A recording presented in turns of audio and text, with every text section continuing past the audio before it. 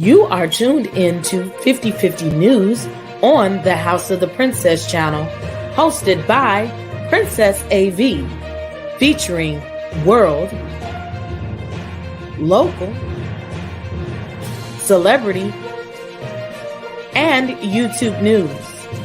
Be sure to hit the like, subscribe, and notification bell as I give you the traditional news with a small twist of ratchet.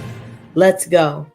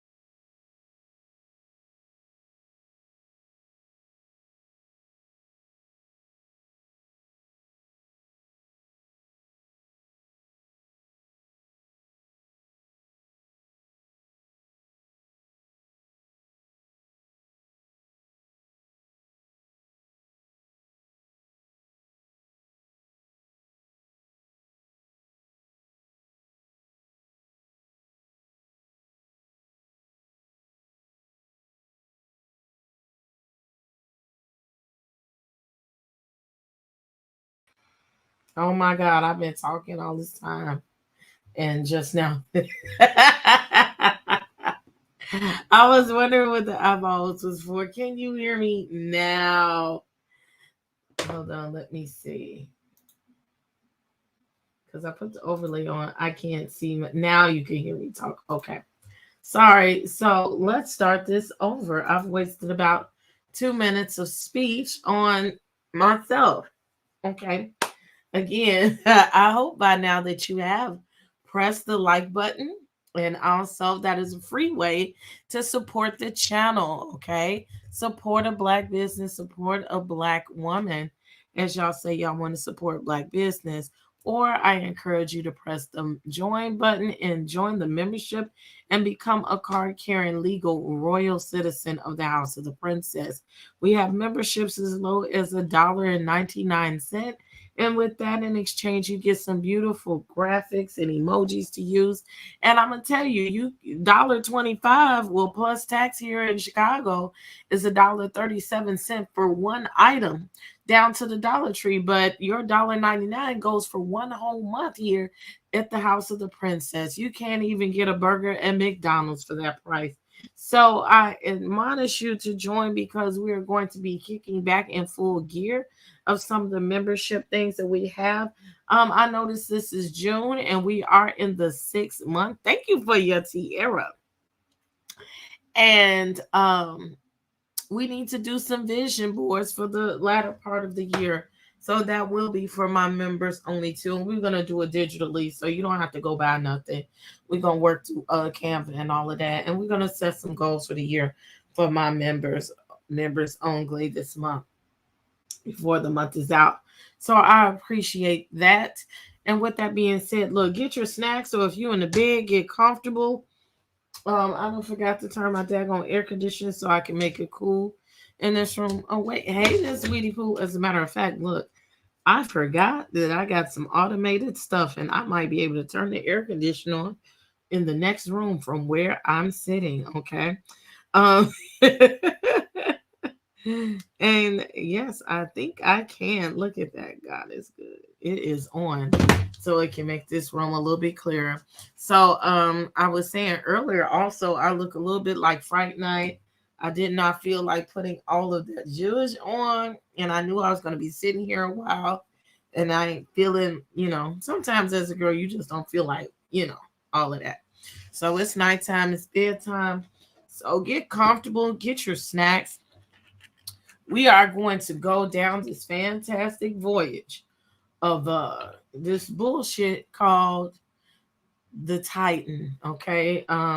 I will say anybody who is watching this is a news cast, but I might say something that is undesirable.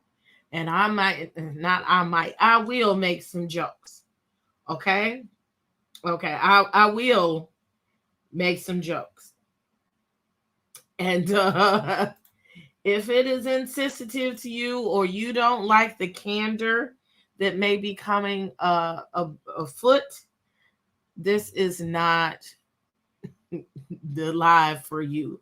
But I will say it will be full of knowledge. We're going to get right down to it. I'm going to quit dilly-dallying because I got a lot to cover and I don't want to be up here for hours and hours and hours. Like my name is Money Long, okay? Plus, I got some other people that I want to watch that's going to be on tonight. So without further ado, we're going to get to it. So first thing I am going to show you is we're going to hit and quit some things on the back. We want to know who are these people that were aboard the Ocean Gate Titan submarine. No, matter of fact, I'm sorry. Let's do something simple. We're going to do some definition. It is a okay versus a submersible. So everybody keeps getting confused because black people especially, we don't care. Okay. Uh, some people are calling it a submarine. Okay. And it is not a submarine. It is a submersible. Okay, and I even had to learn the difference myself. So, because we never think about it, and we're not getting on either one of these shits. Okay, so a submarine is a crewed. And that means there are people on it. Okay, a crewed. I'm trying to see something here. Okay, don't use manned. They said, stop, you coming in here with these jokes already. A crewed vehicle that is not routinely lifted out of the water. A submersible is a crewed vehicle that is tended by a mothership and is lifted out of water after a dive. So they are in a submersible, okay? A submersible lacks control of itself. They need a mama. Is like the child. They need a whole mama to help them do what it do. Okay. Hey, Red Label, thank you for coming. Tell the folks to come on over here. Okay. So let's get that out the way. So now that we got out the way, we're gonna see who are these people that is on the boat, on the sub. I'm gonna call it a sub because that's what it is. Black Twitter is going crazy. And they let you know that black people weren't on there. Well, guess what? You are right. Okay. How do I do this? Solo. What are y'all doing? Come on. Oh, so I just pressed the button. Okay, I got this overlay on here and it won't let y'all see. There we go. Okay. Why is my screen you can't see? Okay. Oh, that's because of that. Yeah. Okay, so these are the 5 men who were aboard the wrecked Titan sub of adventures. Let me see this thing. They done some new shit to StreamYard. So I was having a little bit of navigation issues. Okay, so I'm gonna read this quickly as possible.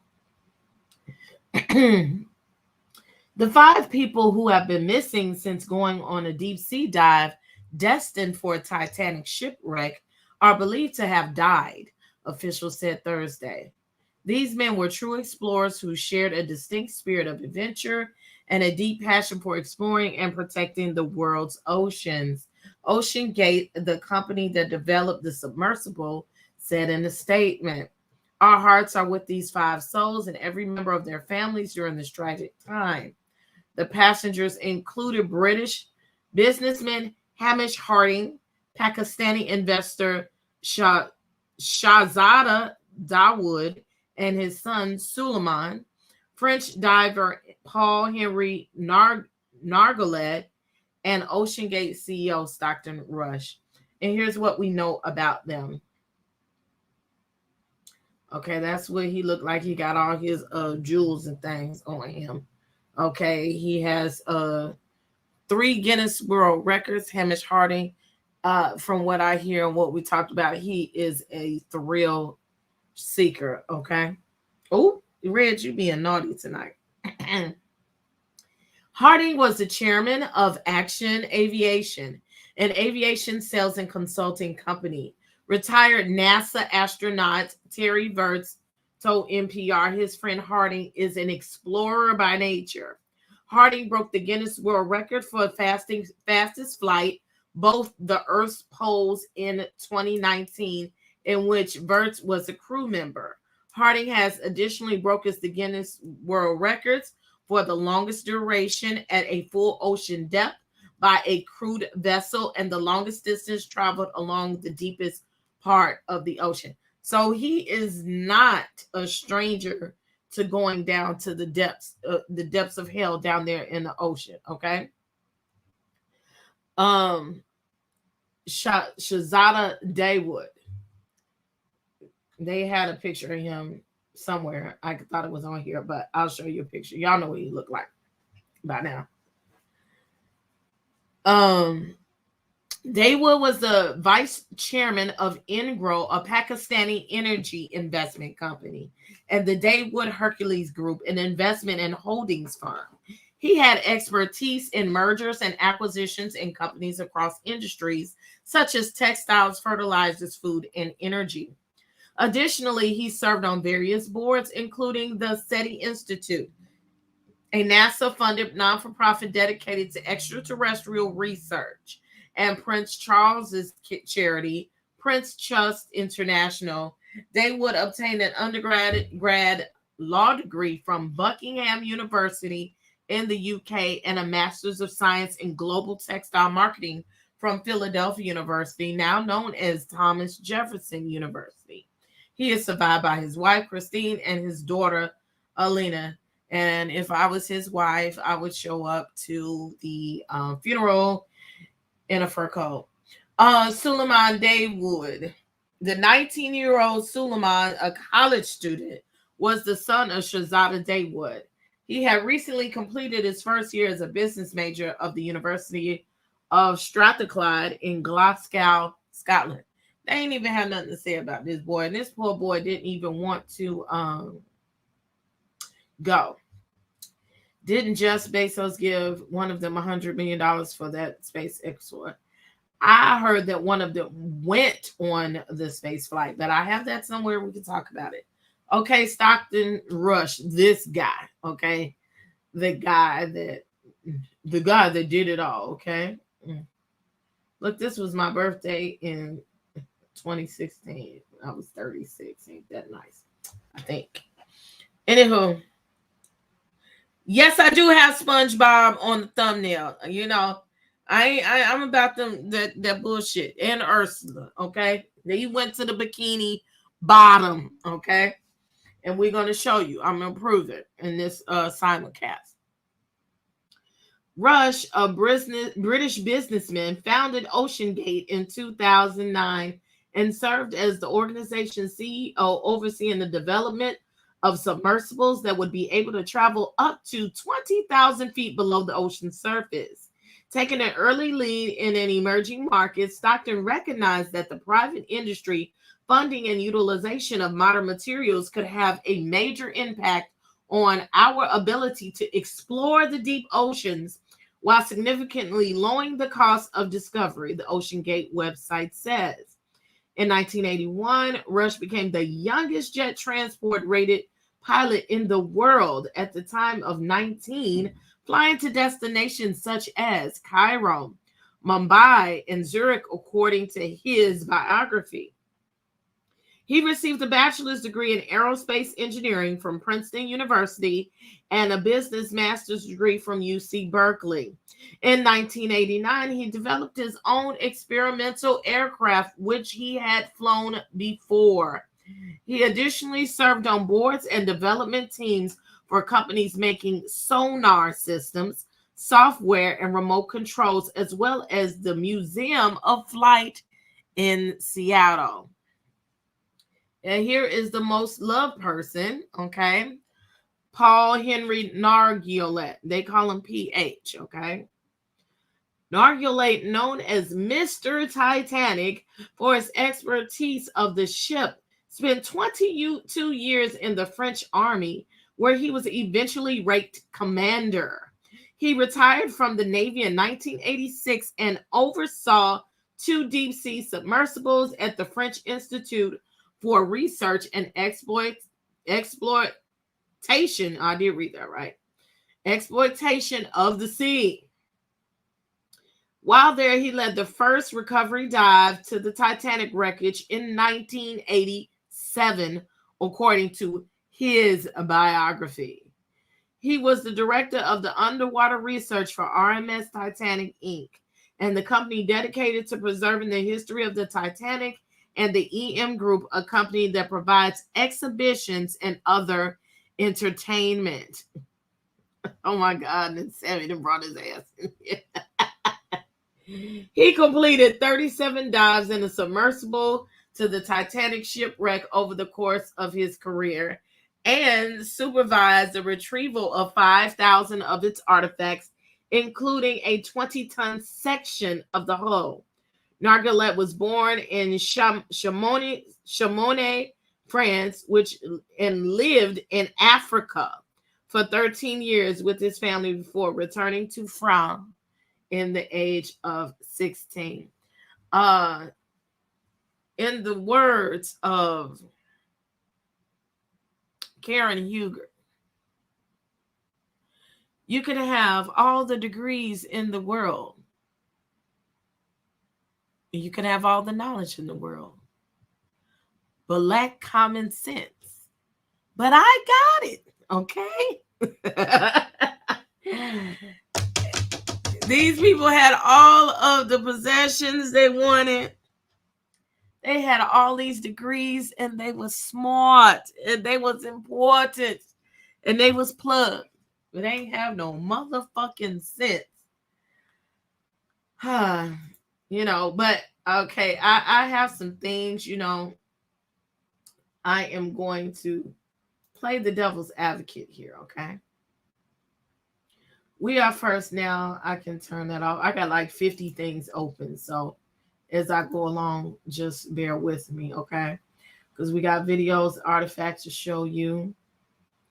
Oh, I didn't mean to do that. I fucked up already. I was just supposed to change the tab. Now I gotta go do something else before I close it. Money can't buy you class. Well, yeah, but it can buy you a seat on the way to hell down in the depths of the ocean. Okay, so am I going to hell? I might. Okay. I hope not, because I love my Lord and Savior, and I just don't like to play with his waters and his oceans or none of that. Okay. I just don't do it. Okay. What did that say? I didn't change the damn screen. Where am I at? Okay. Somebody on another channel said the guy was steering the cell was using a $2 joystick from Wish. I'm dead. Just about. And so now that you said that, right? we are going to look at some videos real quick. Okay. I'm going to tell you, Ocean Gate had it going on. And we are going to look at the promo, a couple of promos that they had to show you their lovely company, okay? The way they advertise this shit, it would make you want to go. So we're going to look at this first, okay, and discuss some things that they had going on, okay? Here we go. Come to Ocean Gate.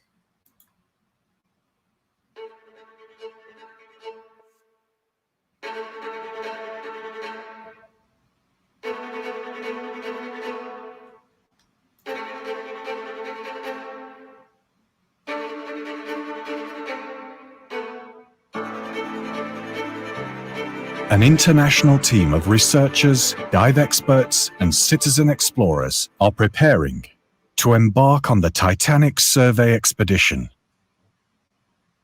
Heading to target 12 degrees. An epic voyage to the world's most famous shipwreck.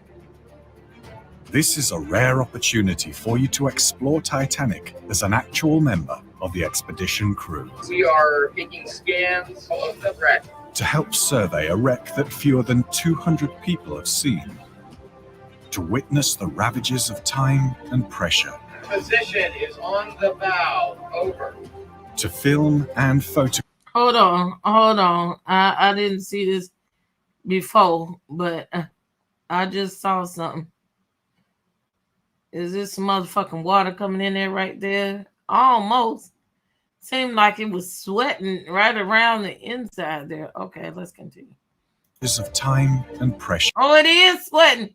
It was water on the. Where is the water coming from? Ooh, child. Position is on the bow. Over. To film and photograph, and to document scientific research. What has decay revealed inside the hull? Have shifting sands exposed artifacts in the nearly unexplored debris field? What will your dive team discover? Join the crew of the Titanic survey expedition and help add to Titanic's legacy before she is gone forever. Go see the Titanic while you can. It's the first time. It said not. It said the dog. What? Yeah, they did. I saw the one. I saw it on Boo's Twitter with the spirit one. Okay. Why is this the first time we learn about it? Because we have poor people's problems. Okay, that's why it's the first time we heard this shit. Okay, we don't care about this. Okay. You use this video for lawsuits. See, this is what, and we're going to discuss the impending lawsuits possibly. This is why I wanted to show y'all a couple of these quick videos, these promo videos, where they're really sending these motherfuckers off, okay? I mean, they're doing what needs to be done, because if you're selling a product, I guess you need to, let motherfuckers know, like, yeah, So we're going to look at these couple of excursions real quick. And that's it. And then we're going to move to the next thing.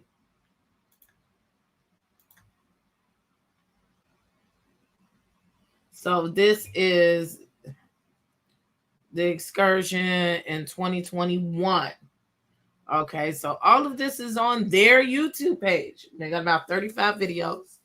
And they're showing you could get an up-close picture of this. You could see it, okay? So this is the submersible going on down, and they're guiding it on down. Bullshit, right?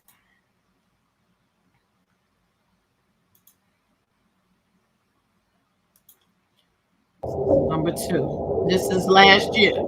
That other one was 2021. This is 2022.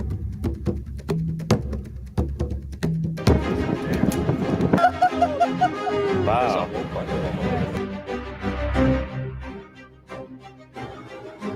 Pull it.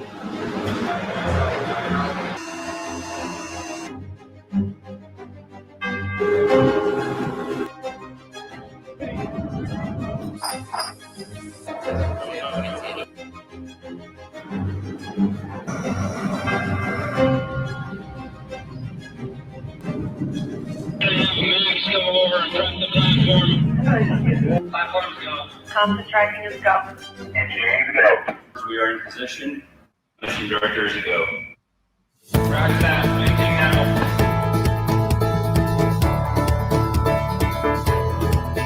Range 275 meters at our 3 o'clock.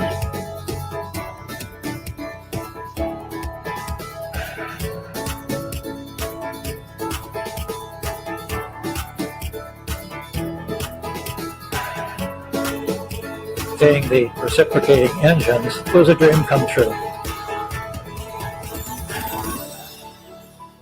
New images of the Titanic more than 2 miles below the ocean surface.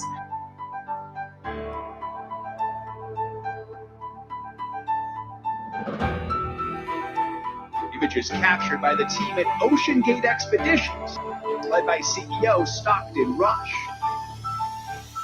We're excited about doing it in a way that is safe and enjoyable and engage other people in that activity. If it wasn't for you guys, I wouldn't be here. Their goal is to document the Titanic with 4K video and state-of-the-art laser and sonar technology, creating a high-res 3D image of what remains of the ship. This will no doubt be the best experience of my entire life.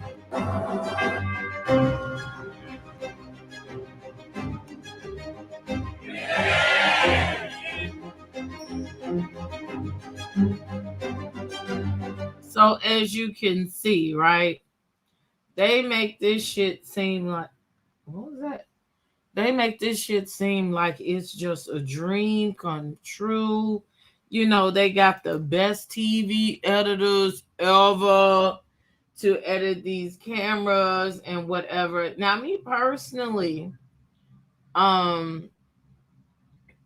would enjoy seeing something like that as a person who loves history. But I don't have to go down there to see the shit. I'm gonna tell you, I don't. But I would like be in the boat over Newfoundland with the robot and something like that.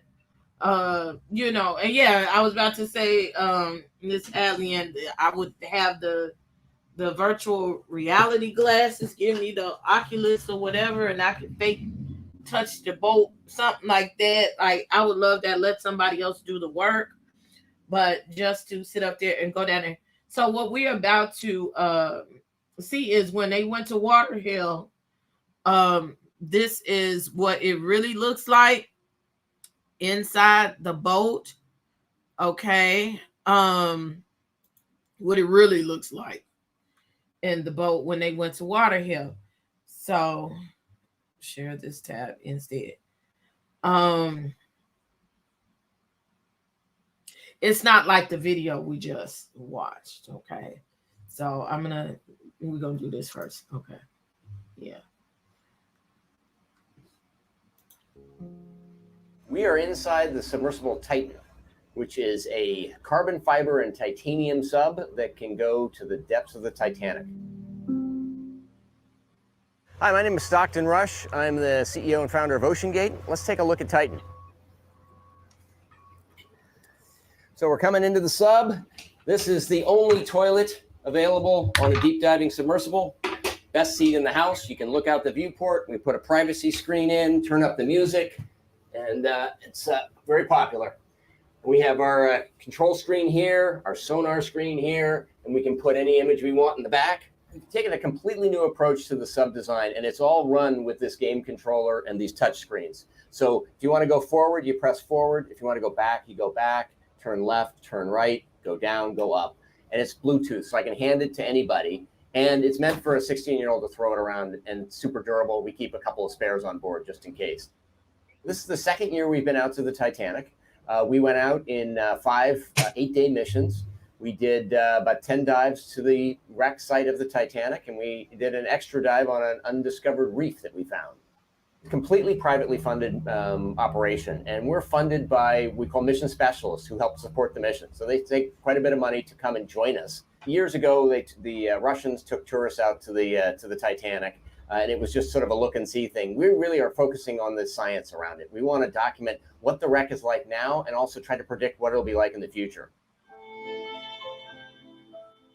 It's continuing to decay, and it seems to be accelerating. It's being eaten by a bacteria, so it's literally being eaten by the ocean. It's not rusting away. So these things that are called rusticles are actually the byproduct of a bacteria that eats the iron. And as it does that, these decks are collapsing. The promenade deck continues to collapse forward. We saw some of the railing is starting to lose its structural strength, which is really a sad thing. That's when it's going to stop looking like the Titanic. The interest in the Titanic is the reason we go there, because people are willing to fund this kind of exploration and science, and that gives a completely different research component that almost nowhere else in the deep ocean can you get funding to go back every year for decades and see how coral reefs develop and see how metals decay and see how currents change. I mean, that just, you can't justify that. No government will pay for that. Nobody wants to go back to just some old reef, but people do want to go back to the Titanic. And that's why we go, is because people want to go. And they get paid. But I just want to, Miss Adley understand is where I'm at with it. Because I saw something else which prompted me to find this video. I just want to We are focusing on the science around it. We want to document what. Okay. This right here. Now, we're going to see this ride, in case you didn't know, is 8 to 10 hours long. You are going to be in this motherfucker all day from 8 a.m. to 3 p.m. Okay. There is no seat. I don't know if you bring your own like sit upon or whatever you do, but can you imagine you see this motherfucker here is sitting Indian style and he's almost wall to wall of the submersible. Now you got to put 4 other people in this, okay? And they make it seem like on the other video you didn't see them, and they made it seem like they were in chairs. They were right in front of the bubble. And now if you want to piss, all you got to do is scoot back. And they're going to put a privacy screen right here where the water coming in so you could just piss on the animal. I guess it goes to animal. I don't know if they got a little thing under, you know, like boats and stuff. I mean, you know, like cars and stuff where they have the, what's going on? No, we're not doing that. Go back, please. What is this? Stuff opening up. Okay. You know where the waste goes? Now look, my stuff want to act up. We ain't got time for this. Look. Oh, have mercy. I guess the boat guys didn't want me to show this foolishness no more. Okay, now I got it. Now let's close up to this. Okay. This is a generic PlayStation controller. ABXY. Somebody got in their head. Now I know they use controllers before to control things, but that is literally how they sway across the ocean floor. And they got 4 or 5 of them. So if they run out of batteries or one breaks, they just pick up another one and say, let's go to the ocean floor. Okay.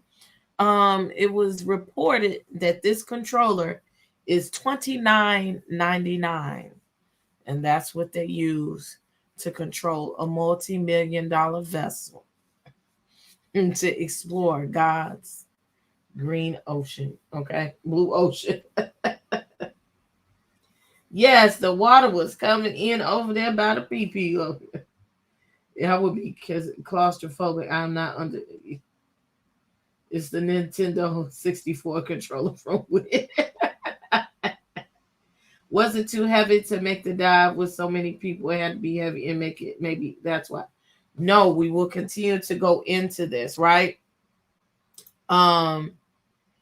It was not heavy. Remember, this is a submersible and not a submarine. So they actually need weight to go down. It doesn't control itself. The only time they're able to control it is once they hit the ocean floor. Okay. And then they're able, it has 2 propellers or whatever they got going on, and they're able to navigate that way.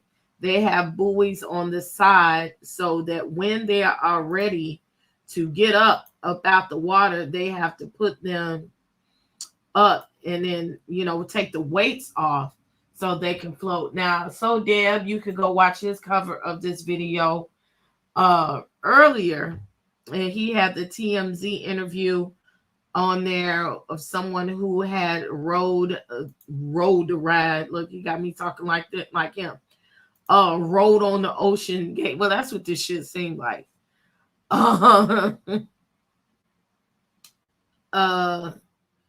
But I also have a quick interview that was on Fox of someone else who rode, Mr. Fred Hagen. He rode on the Ocean Gate.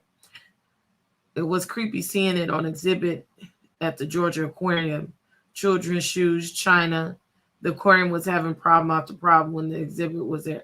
Wow, you think it was haunted? I would have watched it when we went to the aquarium. I would have seen it.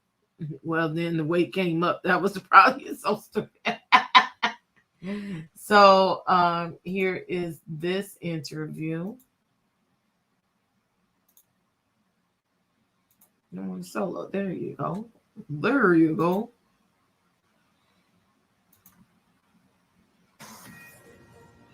Fox News alert, a live look in Newfoundland, Canada, where search efforts are growing more desperate by the hour as the missing Titanic submersible and the 5 people stuck inside could run out of oxygen by tomorrow. Our next guest has gone down to the Titanic wreckage in this exact vessel, including a trip with his friend, famed Titanic explorer, Paul Henry Nargilai, who remains among those missing. Pennsylvania businessman and explorer Fred Hagen joins us now. Fred, can you explain to me the safety protocols you go through before taking this exploration? Yes, there were safety protocols in place. And now I know there's a big controversy now that there's been a catastrophe. People are second guessing and wondering why there weren't backup systems. We were all told, intimately informed that this was a dangerous mission that could result in death or injury. So that was well understood. We were versed in how the sub operated. We were versed in various protocols, but there's a limit to the safe. I mean, it's not a safe operation inherently. And that's part of research and development and exploration and experimentation. That's part and parcel of this. If the Wright brothers had crashed on their first flight, they would have still left the bonds of Earth and they would have crashed. They had no backup system, and Stockton Rush is a visionary who's trying to democratize the depths, trying to open up the ocean, and that was not possible without risk. And I know there's a big controversy about wealthy people funding this. That's how Stockton funded this cutting-edge technology to open up the depths of the ocean and allow us access to the elements we need to power the green economy. And that's how he went about it. And yes, it would have been nice if it was government funded. This is a privately funded operation, and yes, they took people to the Titanic because it's an iconic place, and it enabled them to get the funding to enable them to continue their research and development for scientific purposes. It was not safe, and we understood that. Fred, can you tell me about Paul? What type of guy is he? PH, Paul Henry. Paul Henry is one of the most wonderful, warm human beings I've ever met.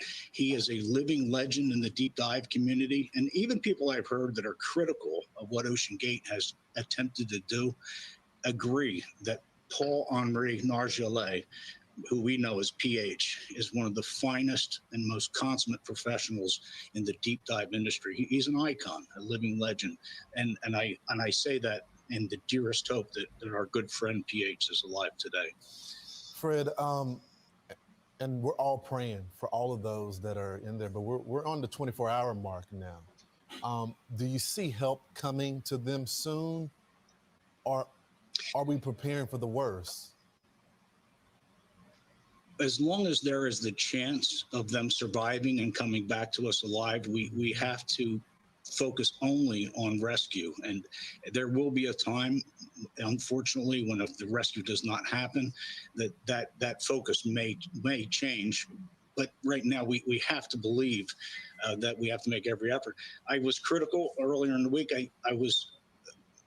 There was a unit called the Magellan that was able to come and assist, and apparently there was some reluctance to process the paperwork to allow it to get involved.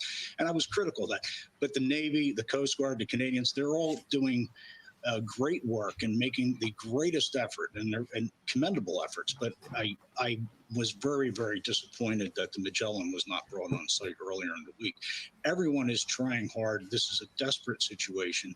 Not trying to take away from that. And again, for those of us that know the people on board, this is heartrending.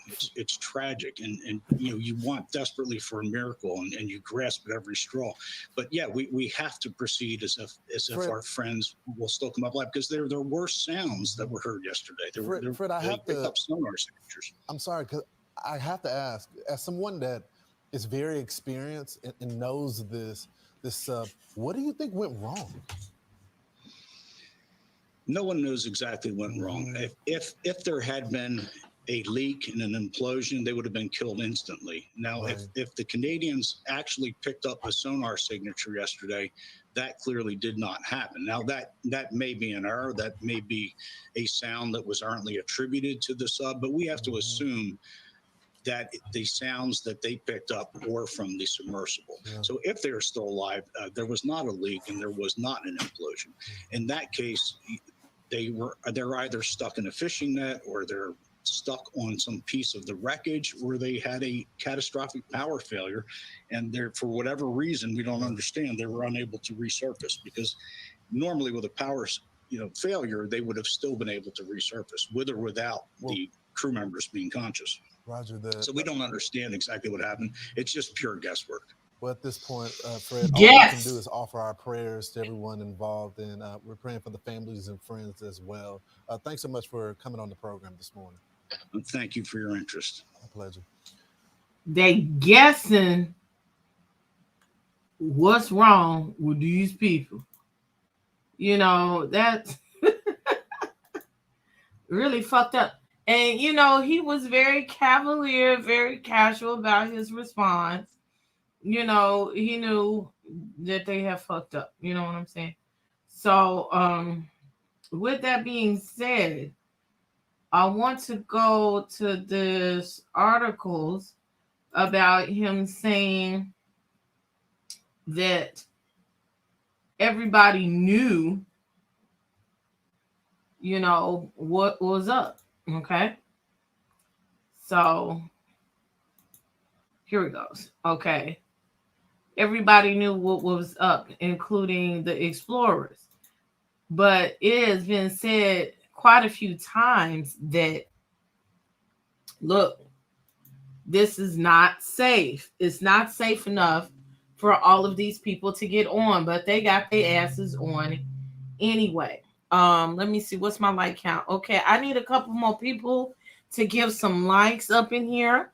You're coming into the house. I need you to show some manners and press the like button for me.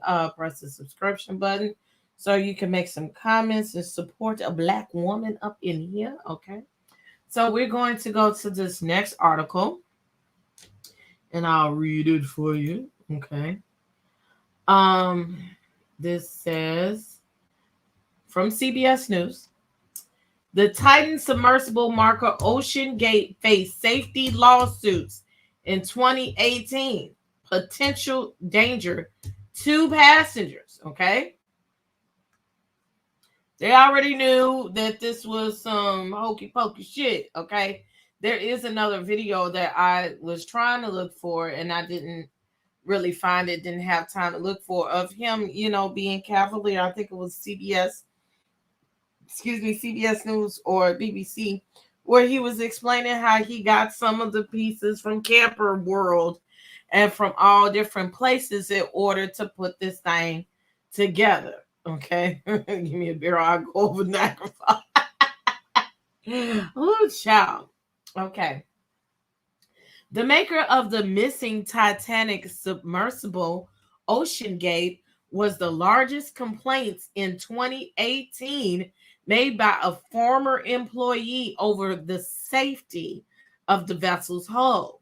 According to court documents reviewed by CBS Money Watch, OceanGate fired employee David Lockridge in 2018 after he expressed concern about the submersible's safety. The company sued him that same year, claiming that Lockridge had breached his employment contract by disclosing confidential information with the Occupational Safety Health Administration when he filed a whistleblower complaint with the agency. Okay, this man called OSHA on them, as he should, okay? But he called the peoples on them, and they're saying that that was a breach of contract. Okay. In response to OceanGate's lawsuit, Lockridge alleged in 2018 court filing that he had been wrongfully terminated and that his actions were aimed at ensuring the safety of passengers on the submersible called the Titan. The Titan is now the focus of a massive search in northern Atlantic after it went missing during a dive to the wreckage of the Titanic with 5 passengers on board. In his complaint filed in the U.S. District Court for Western District of Washington, Lockridge alleged that he had raised concerns about the safety of the Titan with OceanGate and advised the company to conduct more testing of the vessel's hull. Lockridge said that he had disagreed with his employer about the best way to test the safety of the sub and that he objected to OceanGate's decision to perform dives without non-destructive testing to prove its integrity. Non-destructive testing is the type of analysis used on materials to determine their integrity and reliability. What to know about the 5 passengers on the missing? Oh, well, let's go past that. The paying passengers will not be aware and would not be informed of this experimental design and the lack of non-destructive testing of the hull, or that hazardous flammable materials were being used within the submersible, Lockridge legal filing stated. The document added that Lockridge believed that the company could subject passengers to potential extreme danger in an experimental submersible. Separately, a trade group sent a letter to OceanGate in 2018 expressing reservations about the sub's safety. CBS News obtained the letter from the Manned Underwater Vehicles Committee of the Marine Technology Society, which said the group was concerned that OceanGate's experimental approach could have potentially catastrophic outcomes and could impact their history. OceanGate didn't immediately respond to the request for comment. In the statement to CBS News, Lockridge attorney said he had no comment regarding these allegations. We pray for everyone's safe return, the attorney said. Lockridge, a submarine pilot and underwater inspector, said in legal filing that he was trained to recognize flaws and points of failure in subsea equipment. His job at OceanGate involved ensuring the safety of all crew and clients during the submersible and surface operations, according to the filing. The Titan relied on carbon fiber for a hull that would carry passengers as deep as 4,000 meters, a depth that Lockridge claims in the court filing had never been reached in a carbon fiber constructed sub. According to his claim, he learned the vessel was built to withstand a certified pressure of 1,300 meters, although the OceanGate planned to take passengers 4,000 meters. Lockridge also expressed concern that the company planned for the sub to rely on acoustic monitoring system to detect if the hull was breaking down or about to fall. That wouldn't provide much help in an emergency. Lockridge claimed in the filing because the acoustic analysis would only alert people about imminent problems, often milliseconds before an implosion. So basically, he foretold this demise. Lockridge claimed that the submersible needed additional types of tests to ensure its hull could withstand the rigors of the deep sea exploration. Non-destructive testing was critical to detect such potentially existing flaws in order to ensure a solid and safe product for the safety of the passengers and crew, his legal filing claims. Rather than address those concerns, OceanGate immediately fired Lockridge, and the court document claimed the company allegedly gave him approximately 10 minutes to immediately clear out his desk and exit the premises. They told him, get the fuck out of here. We not finna spend no money on this shit, and you out here telling our secrets, and we cutting corners over here. You ever been fired? Y'all ever been fired from a job and they be on bullshit like that? And you know, like I was fired from the telemarketing company because that was back when we had actual phones. Them assholes didn't even have the headpieces, right? So I had to hold the phone in my hand and shuffle through the papers all on the board and all that kind of stuff. Baby, I didn't do the call right. It was like my first day, right? And I was all the way, Saki, I live on the south side, and I went all the way to the northwest side on Narragansett. I'll never forget it. And they had me come all the way, and them people fired me on my first day. They listened to the call because I didn't say something. They just gathered my shit and they walked me. They standing there like I was finna go off a goalpost on them. So I just I just imagine that, rich white people, especially rich white men, they could be nasty and they could be so rude. Okay. And they probably did tell that man, get the fuck out of here. Fuck you. You don't know what the fuck you're talking about. Because, I don't see them be a good Christian man. I just don't. How y'all doing? The folks that came in here, God bless you. Thank you for coming in. Hit that like button on the way in. Get your snacks. And let's just have a good educational, good time, okay? So they fired that man, and he knew that basically I saw a little video on Instagram somebody sent me. They said basically, you drill 2 refrigerators together. It said we're going to make a sub, and that's basically what they had. And he told them that it was imminent that they would have an implosion. And guess what? They did, okay? So a lot of people have said, I'm trying to hit and quit everything that I've seen over time. A lot of people have said, well, why were they even allowed to go out there? Okay. And I still got some more fraud claims. The law of the land is different from law of the water, right? And my boo thing was supposed to tell me some things, but he hasn't been able to answer me yet because I asked a lot. But I wanted to talk about maritime law. We discussed getting a boat, and he was talking to me about the end of the world. And he let me know that maritime law is different from state law, city law. And when you're out there floating on the water, you can get away with shit that you can't get away with here on land. So maritime law is also known as admiralty law, is a body of laws, conventions, and treaties that govern private maritime business and other nautical matters, such as shipping or offenses occurring in open water. International rules governing the use of the oceans and seas are known as law of the sea.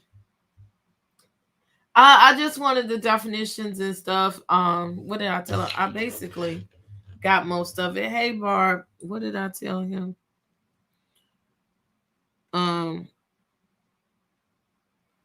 Is it any law that would stop them from dipping down into the water? In most developed nations, maritime law follows a separate code and its independent jurisdiction from national laws. The United Nations, through the International Maritime Organization, has issued numerous conventions that can be enforced by the navies and coast guards of countries that they have signed a treaty outlining these rules. Maritime law governs many of the insurance claims relating to the ships and cargo, civil matters between ship owners, seamen, and passengers, and piracy. Additional maritime law regulates registration, license, and inspection procedures for ships, shipping contracts, maritime insurance, and the carriage of goods and passengers. Okay. I had to skip over certain things because it's just a lot that you really don't want to read. Okay. So what is maritime law? Why is it important?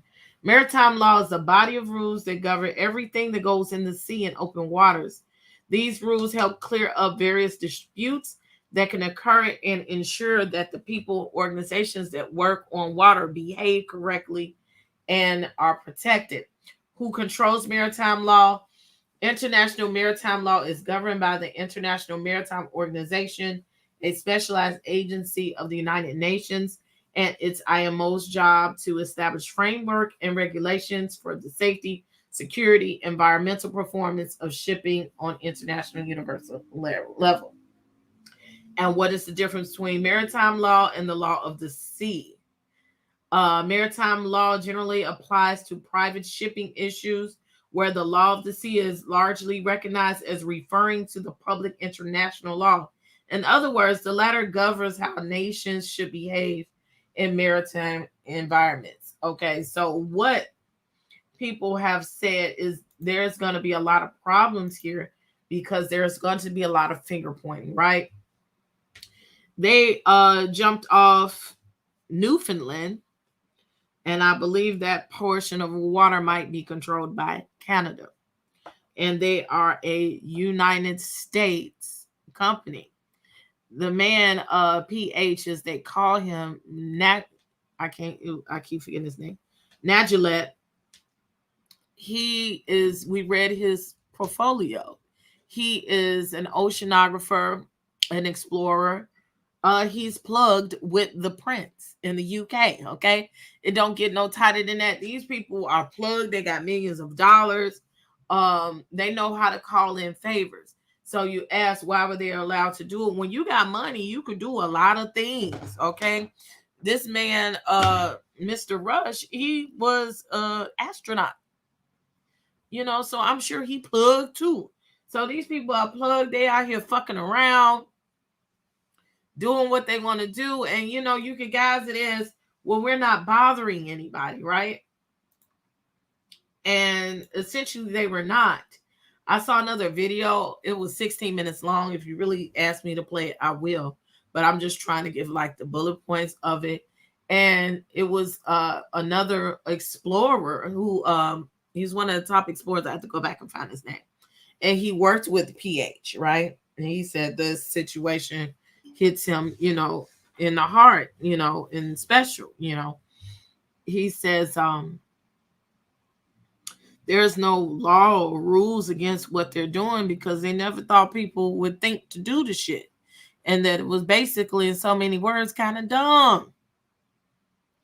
Because nobody has the technology to go to the bottom of the ocean with people. Not that deep. They use machines. They use all kinds of other controlled apparatuses, but they don't take people down there. The military doesn't take people down there often, but yet they're doing it on their own in a tin box. They rolled in a water casket, okay, for fun. That shit ain't fun, you know. So before we go on to a few more facts, this company, you know, was continue on fuck shit. They was on fuck shit. And they were trying to get as much money as they could when they could. So this article reads that they were also in the middle of a legal battle for fraud. OceanGate CEO was sued by a couple claiming fraud months before the Titanic submarine went missing. Okay. CEO of OceanGate Expeditions, one of 5 crew members on board the company's missing submersible Titan, was sued for fraud by a Florida couple who claimed their planned deep-sea voyage to the Titanic was repeatedly canceled and attempts to secure a refund were ignored. Mark and Sharon Hagel filed a lawsuit in Orange County in February that accused CEO Stockton Rush of defrauding them of $210,258, which they paid to secure 2 berths on a 2018 trip to the famed North Atlantic shipwreck. The Hagels alleged that they signed a contract and paid deposits on November 2016 to become one of the first OceanGate's paying customers soon after the Titanic expeditions were first publicized. Explaining his motivation with an interview in Reuters in 2017, Mr. Hagel said, "One of our personal goals in life is to not be sitting around in a rocking chair when we're 100 years old saying, 'I wish I had done that.'" I bet you the motherfuckers glad now they hadn't done that. In mid-2017, the Hagels became suspicious that the submersible vessel, then known as the Cyclops II, was not going to be ready by the planned departure date, according to the lawsuit. The court filing states that the Hagels wanted to pull out of the expedition and requested a refund of their $20,000 deposits. They claimed that Mr. Rush visited them at their Florida home in September 2017 to convince them that the trip will be going ahead as planned. Mr. Rush described what could be expected during the adventure, they claimed. He allegedly said passengers would be free to move around inside the submersible and take turns at the viewing portal. How much moving around was they going to do? I'm just saying. Rush knew that if plaintiffs requested a refund, their deposit, and withdrew from the expeditions, others may follow, the lawsuit states. The Cyclops II was undertaking deep dive testing in the Bahamas at the time, and the Hagels alleged they were invited to join Mr. Rush on an excursion. There goes Soul Submarine right there. Okay. The Hagels further stated that Mr. Rush made false representations that the vessel would be ready to dive to the Titanic by June 2018 and convinced them to sign a second contract, pay the full $105,129 per person fee. The promised trip to the Titanic wreck in 2018 was later canceled as OceanGate had not had sufficient time to certify the Titan to travel to the 4,000-meter depth, the Hagel said. The subsequent trip in 2019 was also canceled after a support vessel pulled out. Then, in late 2019, the rescheduled 2020 expedition was abruptly canceled, the Hagels claimed. The couple said their repeated efforts to get a refund were denied, and they were later told that if they refused to go on the 2021 expedition, they would lose their money. The case had not had any activity since it was filed in February. An OceanGate Expedition spokesperson told The Independent that they had no comment about the lawsuit. When reached for comment by the Daily Beast, Mr. Hagel said, "My thoughts go out to the owners of OceanGate, the people that are on the submersible, both the crew and the guests. And we're hoping for a miracle that everybody comes home safely." I think the pleadings speak for themselves. Mr. Rush, British billionaire explorer Hamish Harding, French diver Paul Henry Nargeolet, Pakistani businessman Shahzada Dawood, and his son Suleiman Dawood are missing aboard the Titan, which lost contact with support vessel on Sunday morning. An extensive research and rescue effort has so far failed to find any sign of the submersible vessel.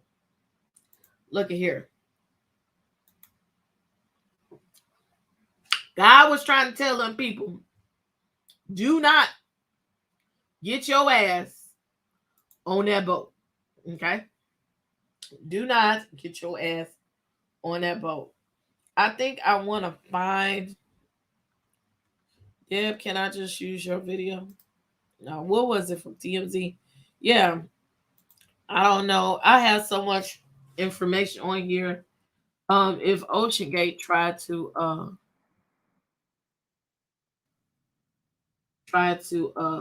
flag my video, I'm gonna tell them to kiss my ass because they do have more shit to worry about than me. But I am gonna say that this I'm gonna show the TMZ one because the other one is he's very descriptive of how long this trip took and how long they sat in that small ass little capsule while they sitting up there talking about they could move around. You couldn't move in shit. You can't even fucking stand up. You got to slide backwards to take a piss. Like, I don't understand. What are they saying? Like, the nerve. Oh, excuse me. I'm sitting here drinking, getting hiccups and drinking whatever. So this man gave TMZ an interview, and it is more descriptive of the actual ride. There is no copyright infringement intended. Okay, we're using this video on a fair use commentary. I'm giving commentary and a news report of this video. Thank you, TMZ.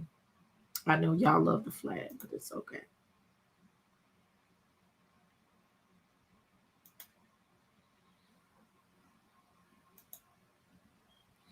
Is it gonna play?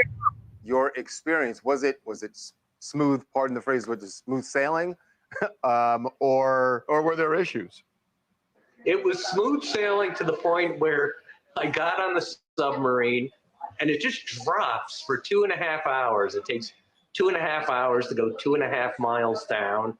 And these people are traveling essentially 1 mile an hour.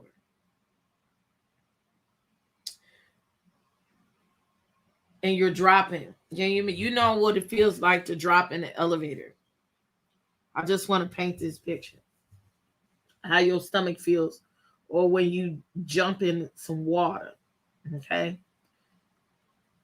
In an hour, I can walk a few miles.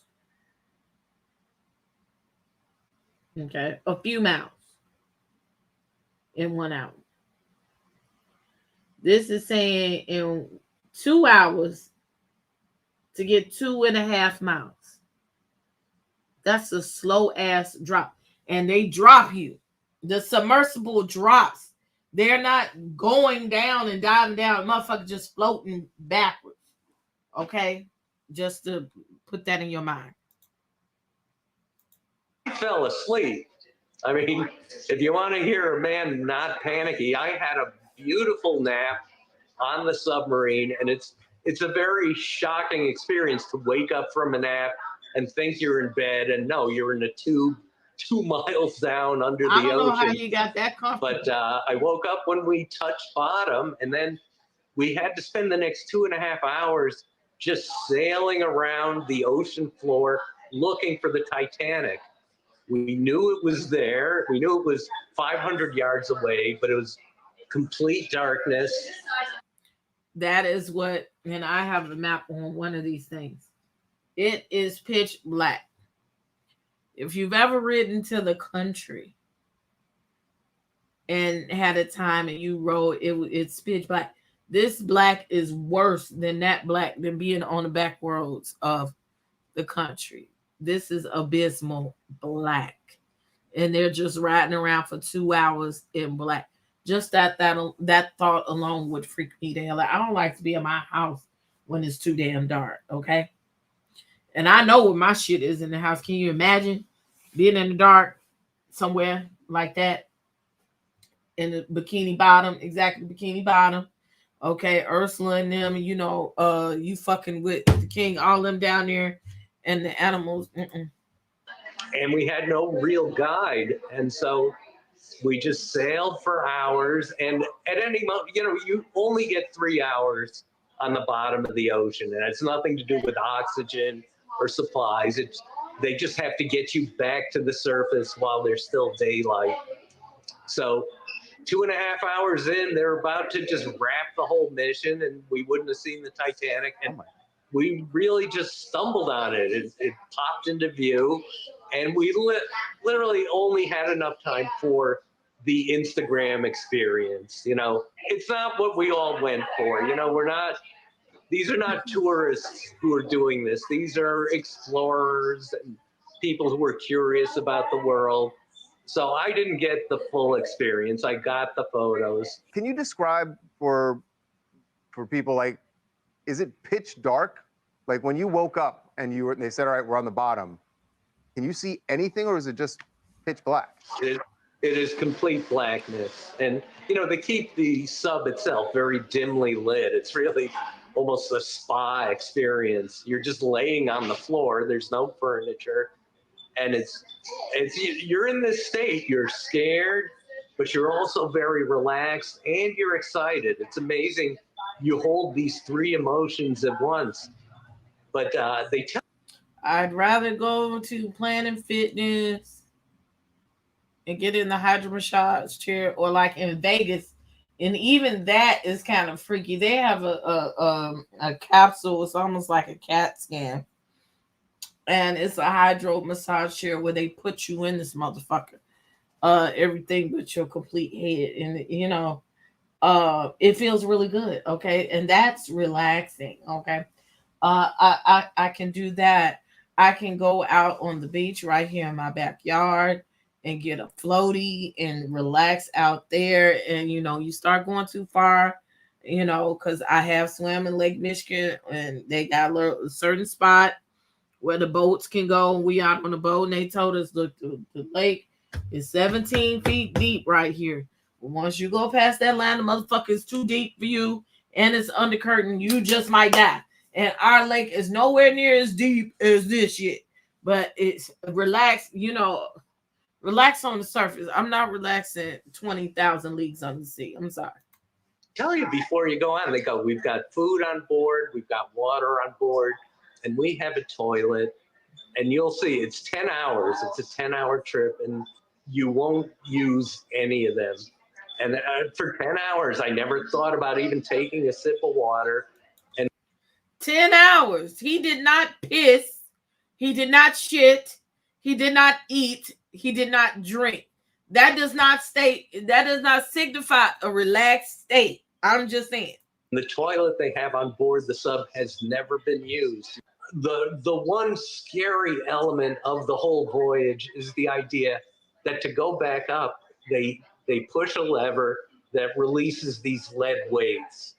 And the weights fall off, and then you bob to the surface like a cork. And that's how simple the whole trip is. You sink like a stone, and then you bob up like a cork. And I just thought, if something goes wrong with that lever, that switch, and doesn't release the lead weights, I don't know what else you can do. You're just stuck. You obviously can't get out of the sub and do it manually. Was there ever a communication problem that you had in your experience between what was going on inside the sub, trying to contact people at the surface? At the surface? There is, I must say, I took 4 different dives, 3 in New York Harbor, and then the one to the Titanic. And there were always communication issues. You would lose contact sporadically, and it's nothing I blame the sub for. I blame deep water for it. It just seems to go with the territory. That communication would go in and out. And then there was also, you know, literal communication was a problem, where when we were looking for the sub, when we were looking for the Titanic, we were getting all this advice from the surface going, you know, turn left at this rock. And we would go, there is no rock. They kept feeding us information that didn't correspond to where we were exactly. there's a simplicity to this submersible. So basically, look, you already got the man that called OSHA on these people. Okay, it said this apparatus is not suitable for people to ride. Okay, and these old people, these other people didn't have nothing else to do with their money but try to be the first people to ride on this. I'll never want to be the first to ride on some shit that's not certified and is not government regulated, ain't been tested. I don't know. It ain't even finished, man. And you just gonna jump in it, okay? This man jumps in it. And he says, basically, that it's janky. We can see from this trip that they shit was janky and they needed to correct some things then. But they said, no, fucker, we're going to do it again. Let's get another $1 million.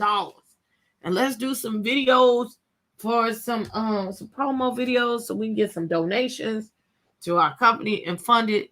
I don't want to go nowhere these days in all the days of technology where I can't call somebody, whatever. Now, they did say that they would communicate by Morse code. I don't know how that works if you can't use sonar. Child is what's the crab in the Little Mermaid? Is he supposed to know? You know what I'm saying? What you saying? Is the stork supposed to know? Is Ariel and her family supposed to know? Maybe it's the king over there in Wakanda that's underwater. Maybe his people can hear you and talk to you under there. Like, I don't know what's going on, okay?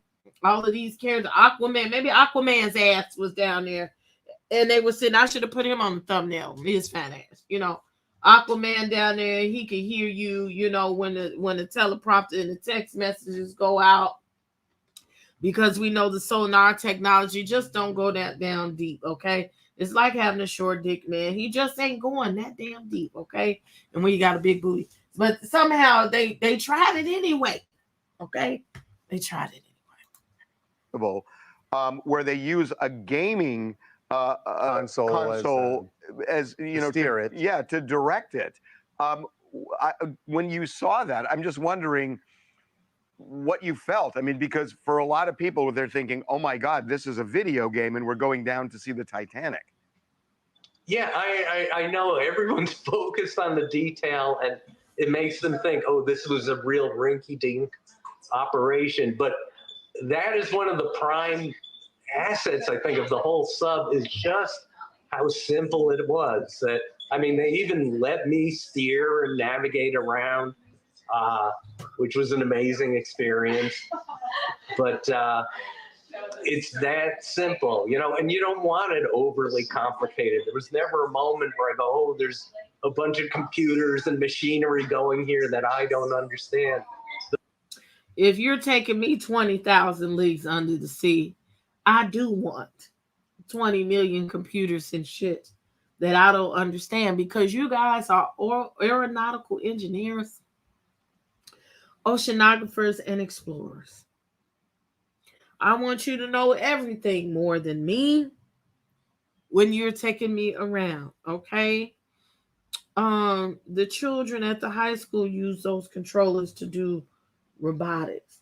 When you're talking about a multi-million-dollar vessel and I'm doing things that never been done before, I don't want a $30 controller to be in charge of my life. Okay? Ain't that right, sweetie? Thank you. And welcome. The propulsion on it was literally just two propellers that looked like a fan you would put on your desktop on a hot day. The propellers on the sub look like the ones that you put on your desktop in a fan on a hot day. The fan that you got sitting in the living room is the same fan that propelled this submersible. If they wasn't getting out, what was the point of going? So they could look through that little bitty circle and took the picture. You might not be here in the beginning where I showed the promo video. Okay? They just want to take the picture. Okay? And say they was there. Walk us through it. I mean, tell us how you decided to do it and what the experience was like. I did it because my wife made me. My wife loves to travel, and I love my wife. And if I want to go on a vacation with her, I have to do it at the North Pole or North Korea or on the Titanic. And so this means this man ain't got no backbone. You better tell that crazy ass bitch to go on somewhere and go do that. I'll see you when you get off, okay? I'll be over here in Newfoundland on the beach, honey, okay? I'm not going in this dumb shit with you, okay? If you insist upon doing it, okay? I will see you at 4 p.m. to pick your silly ass up. And that's why we took this trip. We knew the company. Someone had read about Ocean Gate and said, this sounds right up your alley. And so we took some of their initial test dives. And I would have beat that person's ass for telling my spouse to go do this stupid shit. Off of New York City, off of Hudson, in Hudson Canyon, off of Staten Island. We went 1,000 feet down with Stockton Rush and an earlier sub. And it was only when we came back, he said, you know, you're the first people to do that. And I go, wow, I did not expect to be Neil Armstrong in the Hudson Canyon. A couple of years later, he had developed his Titanic sub, which was much sturdier, much tougher because we were going 13 times as deep. And we signed on for it. And we were one of the earlier missions. And it's an amazing experience, obviously, but it surprises you in that you're scared. You know, the threat of death is constantly hanging over you. People have focused on the waiver you signed before you even get on the boat that's taking you to where the sub is going to drop you. And the waiver is really 100 ways to die. Stockton Rush had thought of every single way this trip could kill you. And it's not like you needed to be told that. Everyone knew, you know, this was not Disneyland. This was not a roller coaster. It was scary, and it was not a sure thing. Did they say anything or? So, I mean, let's just poll the audience here. They tell you gonna die. And, you know I got a lot of black people here. They give you all these reasons, like, you can die. You gonna die. If this happens, you gonna die. If we go to the right, you gonna die. There is no certification that you're going to come back alive. But you get to see Titanic, though. Would you take the trip? Yes or no? Did they say who was making SOS noises and the sub imploded on Sunday? No. If I was him, I'd be kissing the ground and thinking, yes, for being a dummy. Yes. The first trip was 1,000 feet. This is 4,000 meters, which is 2 miles. Okay. The first one wasn't even a mile. This one is 2 miles under the sea. Did the waiver say anything about the peril of hitting the floor and possibly getting entangled where it can't come back up? It is a very soft landing. I mean, it's, you kick up a little sand, and it's soft down there. And there's really nothing on the bottom of the ocean to get stuck on. I mean, I guess a lot of people have said, do they go into the Titanic? Would they be trapped in the stateroom or on the stairway? No, you don't go in it. You just go around it and on top of it. And there's really nothing to get hooked on. I'm sure everything's in the waiver, but was there ever any discussion about Harvey Levin? They are not talking to this man in terms of entanglement. Somebody else did sure this interview. That's in the waiver somewhere, but beyond the Titanic, there was really nothing down there. It's 2.5 miles down, and there's not seaweed, there's not coral, there's not fish, there's nothing there. What are your thoughts? Think about that. Even the motherfucking fish not down there, but your ass is.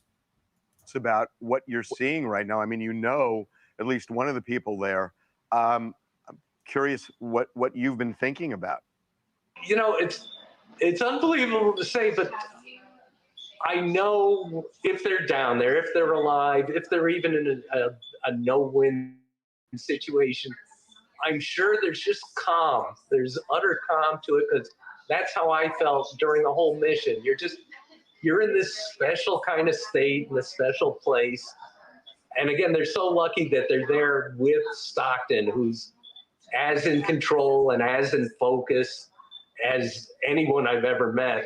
When I made the trip, I took a pad of paper and a pen, knowing the worst might happen. I might be stuck down there. I might die, marooned with 4 days of oxygen. I brought the pad and paper. I said, I'm going to write jokes. I'm going to go out writing jokes at the bottom of the ocean. And if they... I'm most likely going to die. So I'm going to pick some shit that I want to die doing. I want to die writing some jokes.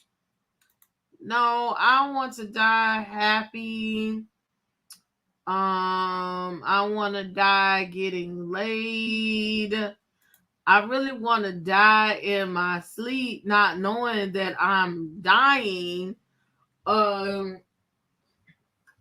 want to die on the bed. Like, there's so many other ways. I don't want to think about I'm going to die. I really want to see Jesus Christ when he comes, okay? And I want to be sitting here hearing the horns. I don't want to be here these 7 to 8 years during the tribulation. I just want to be gone with the blink of an eye. And like what's that movie? Not Final Destination. Devin, I can't think of the movie. Not Last Call, but y'all know what I'm talking about. With Kirk Cameron. And they were sitting here. And all of a sudden the people was gone and the cars were crashing. And all of that. And the people was gone. And they was up in heaven, or they were in purgatory or whatever with Jesus Christ before the tribulation. Okay, that's what I want to think about. I don't want to think about dying with down there on Bikini Bottom, okay? And Ursula sitting up there looking at me and acting crazy, and all of the trees and beasts and the sharks, okay? And Jaws sitting down there, his grandson, like, what's up, fam? You look pretty good to eat. You look really tasty, and I ain't ate in a couple of weeks. I don't want to do none of that. I'm going to die writing jokes, okay? Ever find him? People go, wow, he died as he lived. In light of this, what has happened here, would you or your wife go again on another or similar submersible trip? If these guys get back safely, yes, I would do it again. If they don't, then no. I think I just won't do it because, fool me once, shame on you. And, I think if I went after a disaster and did it again, I think nobody would really feel sorry for me. So I don't think I'll do that. Mike, thank you so much for coming on. It just to hear you. Correct. I wouldn't feel sorry for you. He said, excuse me, fool me once. Okay. He already fooled your ass and didn't know what the fuck he was doing. And you agreed to slither your ass down there to the water hell with him. And by God's grace, you made it back. But you would legit go down there. But as long as the people is living, okay? As long as the people is living, you would go. But if they die, nah. Okay. Your experience to know that, it was smooth. On the one hand, there were communication problems. On the other, it really kind of gives people a picture of what this is like and why people do it. So we're really grateful that you came on. Thank you. It's yes, I hope it doesn't hurt this industry. Whatever happens, this is really bold exploration, and it's Star Trek-y. They're going where no one has gone before, and I really respect them for it. They're going where no man has gone before, and they are allowing you to pay them $1 million a ride. Okay? Now it's some more people that's not going to go because the machine blew up because it was janky. and they told them people that the machine was janky, and you was on the machine and seen that it was janky, but you don't want to admit to it, okay? And look, these people are dead. That wasn't even Bikini Bottom. That was rock bottom. That was below the bottom. Okay, so before we get to the final demise, which we know of today, I got a couple more stories, and then we're going to sign off. Okay. In the meantime, I would like for you to put the like button. Let's see if these like buttons is liking. Y'all been kind of decent. Okay. No, not my thing. Let me get over here. Okay, so yes. If I can get a few more people to hit the like button on your way in to support the channel. Did they see SpongeBob and Patrick?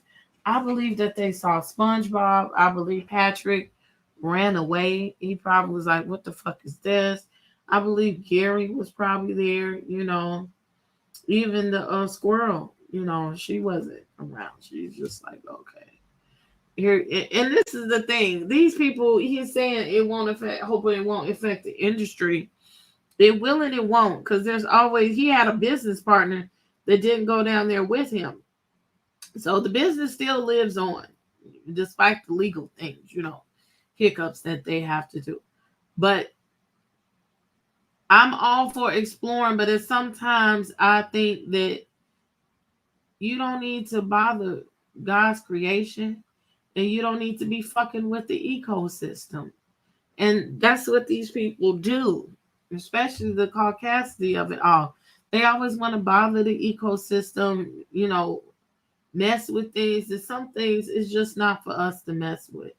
The fact that that boat is 20,000 leagues under the sea, it made it down there for a reason. It took them 73 years to even develop the technology to even get down there. Yes, I am intrigued by it.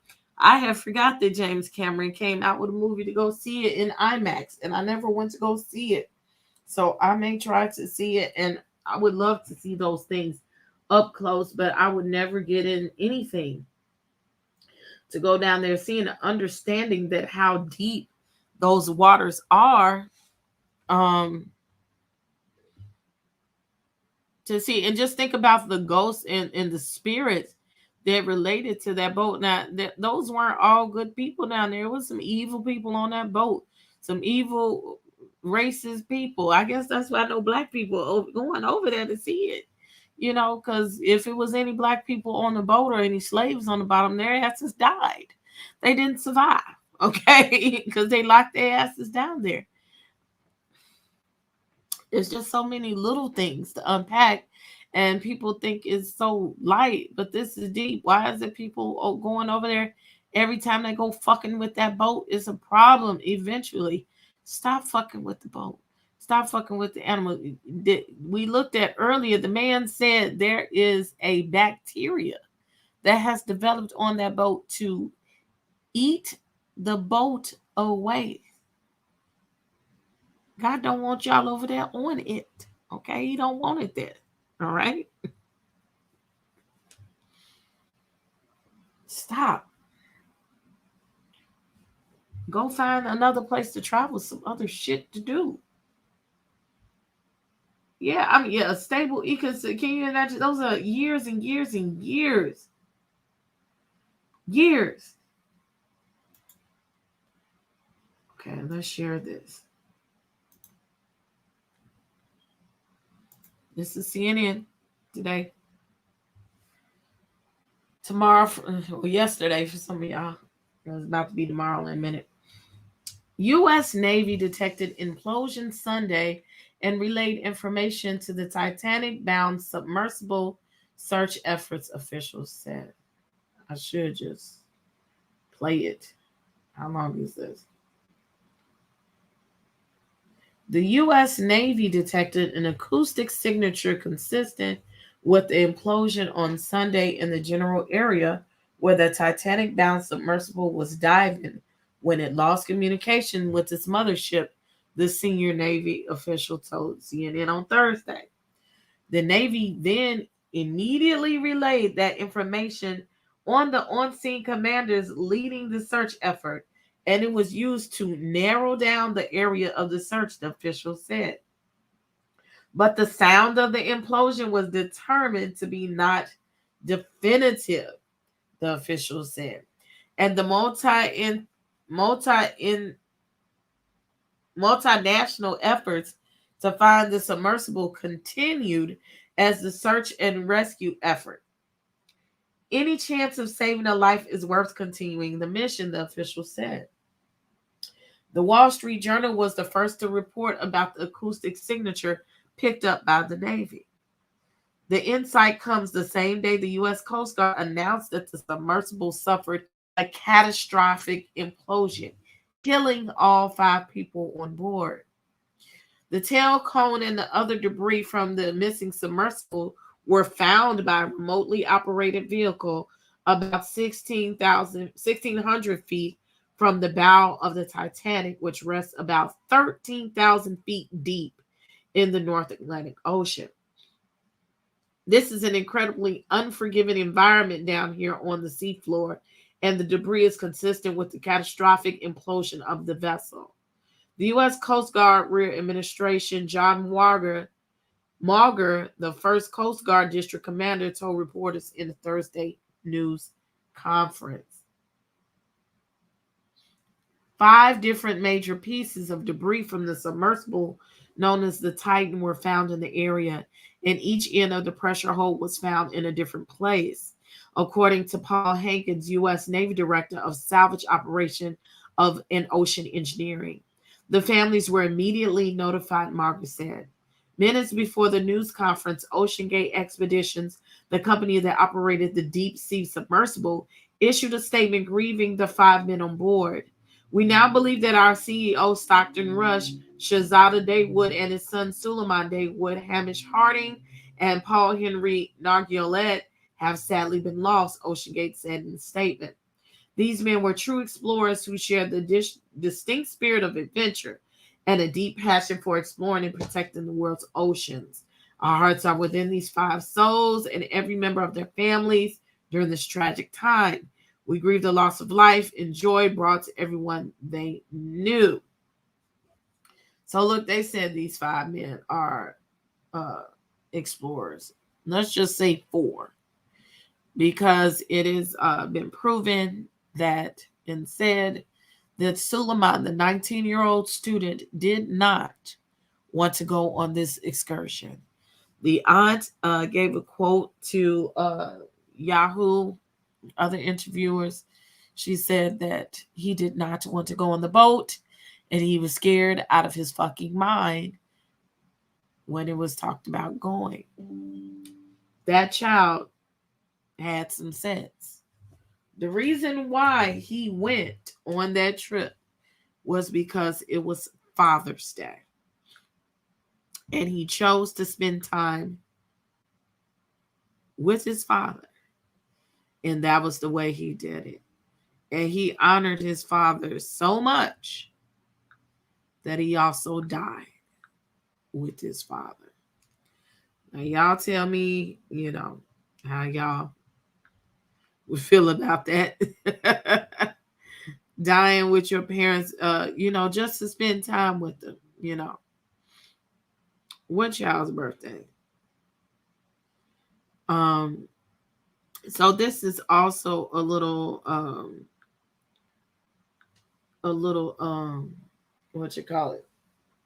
illustration of where they are, okay?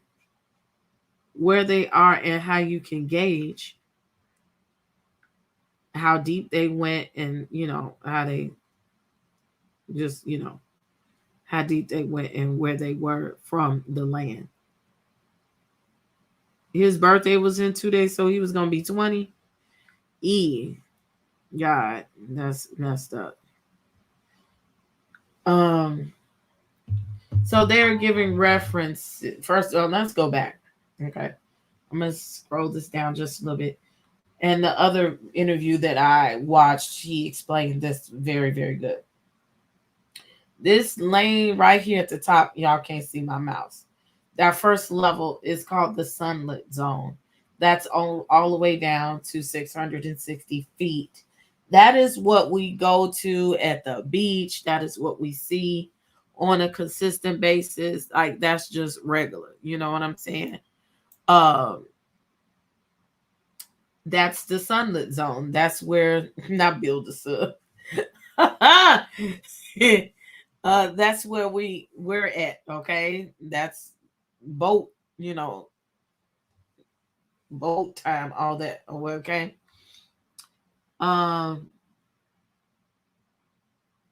Then right up under that is the twilight zone. He explained that it's just being a little bit darker blue, a little bit heavier. We still go down those places, okay? 3,330 feet. Like, that might be where you're deep sea diving or whatever, you know, a whale or two or something is there, you know, whatever. You go a little bit deeper. He said it's very, very dark here. And he said they like to call that like the twilight zone. It's already uncomfortable when you get to the third level of darkness. It's dark. Okay. That's from 3,330 feet down to 13,000 feet. That is where 13,000 feet, that is where the Titan Submersible is or went. It is the abysmal zone. And that is blacker than black than black. Blacker than you could ever imagine. The other interview I watched, he said light is so black down there, light does not go far. Like, you know, it doesn't pierce the darkness. It's only a little bit. Can you imagine it being that goddamn dark? Okay.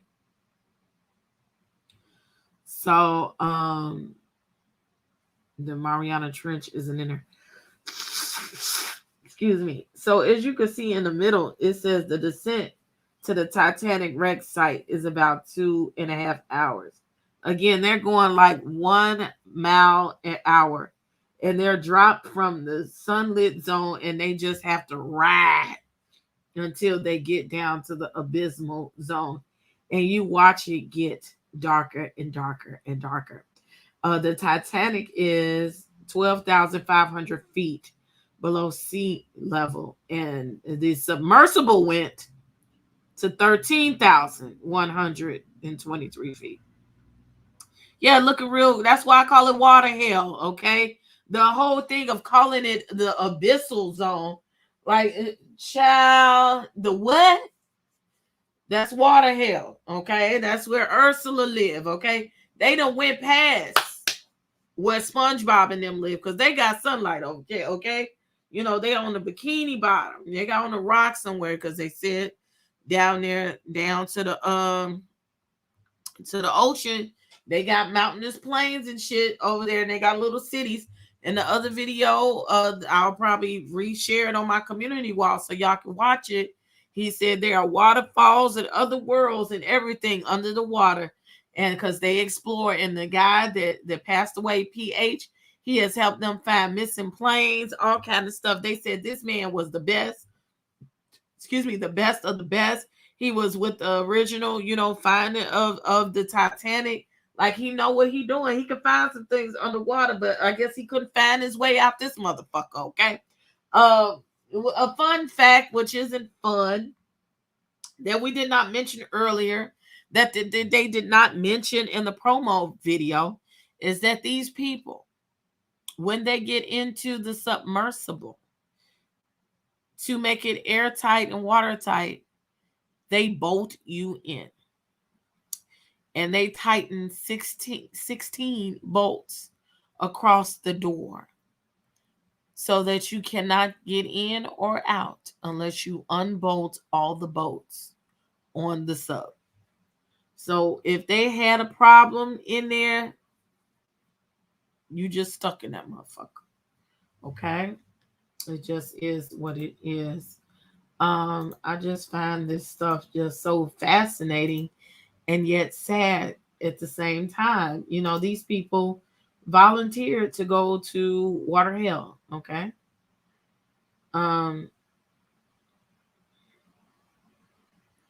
Oh, it was something else to the story. I'll just read it.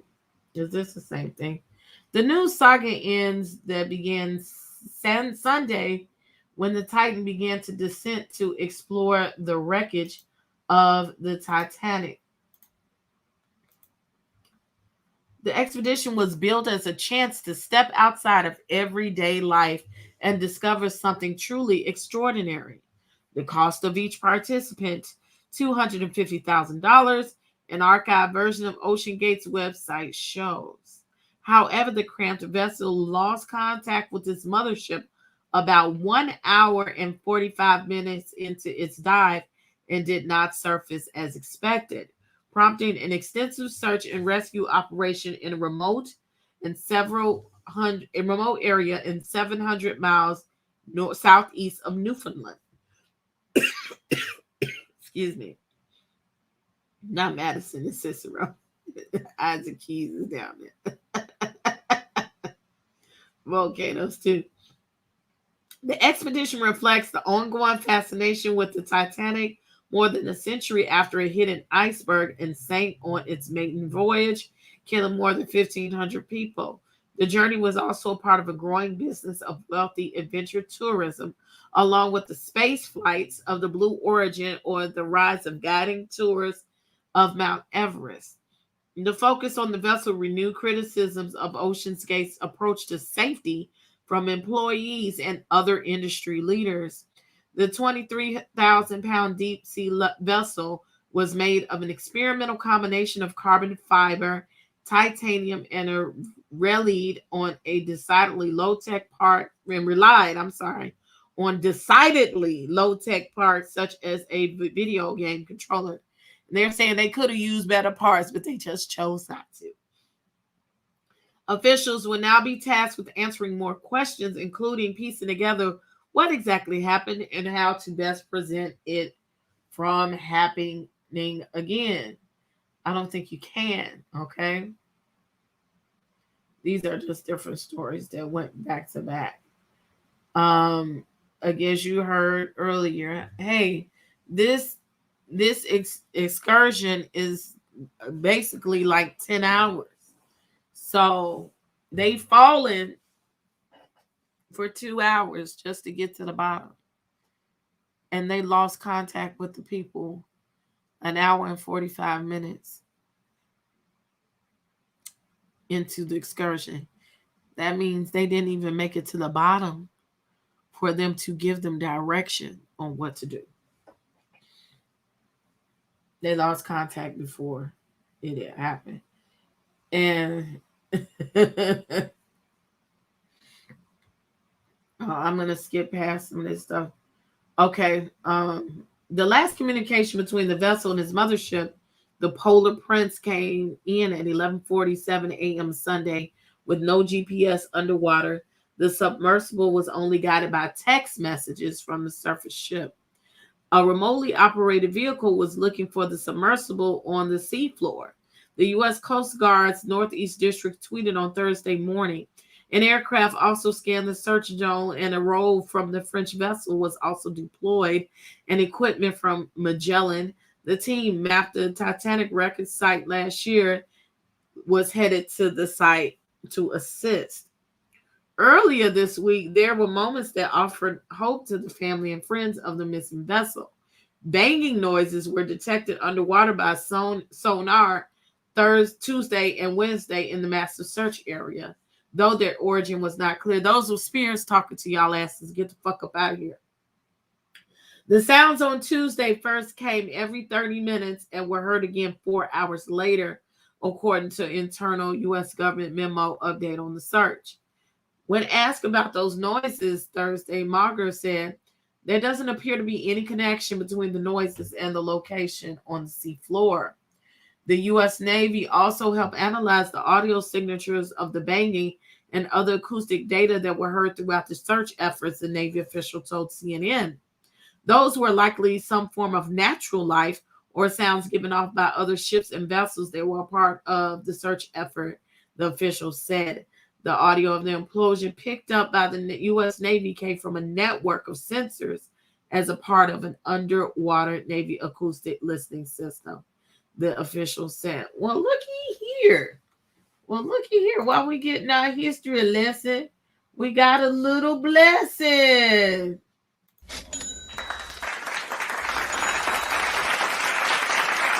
Thank you, Bedside DK, for the super sticker. Thank you. Thank you for being me. Oh, that's so cute. Could have been perfect. Who else was down there banging if it wasn't the five? It was SpongeBob and them. It was probably Aquaman and shit, They was down there fucking with the machine. Like, what is this? Throwing it all around. And they said, get this shit out of here. Come get your shit. Okay? And the Titanic, the maze and stuff, they was mad. And, you done put something else down there for them to clean up. Okay, yeah, we already read about this. Again, these people, they did not want to get safety regulated. They said, fuck you. And I don't know if it's on this next thing that I'm going to go over, but this man blatantly said, I'm here to break the rules. And if you don't break rules, you don't get things done. So he opted to break the rules in order to prove his point or make his expedition. And I get it and I don't get it, but some rules are put there in place. Safety rules are there to save your damn life with your dumb ass. Okay, and looky here. Thank you, Ms. Jackson Praise, for your super sticker. For the Karate Kitten for my birthday. Thank you so much. She's definitely been a great supporter of the channel, okay, from the beginning, okay? Thank you. So, we're almost done. This is something else from C to the N to the N. Uh-oh, I lost my page. Okay, here we go. Submersible heading to Titanic wreckage suffered a catastrophic implosion. And here is what we know. There goes Soul Sub, okay? Oh, that is you moving around. Okay. 5 passengers of the Titan Submersible was diving 13,000 feet to view the Titanic on the ocean floor died in a catastrophic implosion. Authorities said Thursday, bookending an extraordinary 5-day international search operation near the site of the world's most famous shipwreck. The tail cone and other debris were found by a remotely operated vehicle about 1,600 feet from the bow of the Titanic, deep in the North Atlantic, about 900 east of Cape Cod, Massachusetts. This is incredibly unforgiving environment down there on the seafloor, and the debris is consistent with the catastrophic implosion of the vessel. U.S. Coast Guard Rear Administrator Don Margar, 1st Coast Guard District Commander, told reporters. Here's what we know. The debris, the remotely operated vehicle, found 5 different major pieces of debris from the Titan Submersible, according to Paul Hankins, the U.S. Navy's Director of Salvage Operations and Ocean Engineering. The debris was consistent with catastrophic loss of pressure chamber and, in turn, catastrophic implosion, he said. As of now, there does not appear to be a connection between banging noises picked up by sonar earlier this week and where the debris was found. Timing.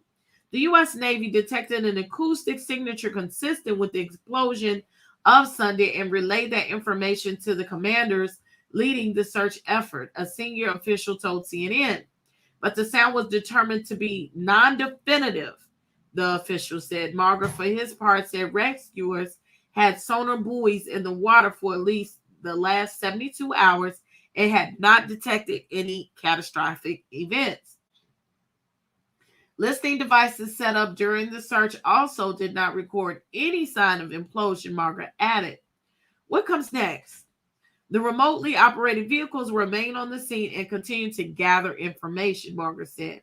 It will take time to determine a specific timeline of events in the incredibly complex case of the Titan's failure, Margaret said.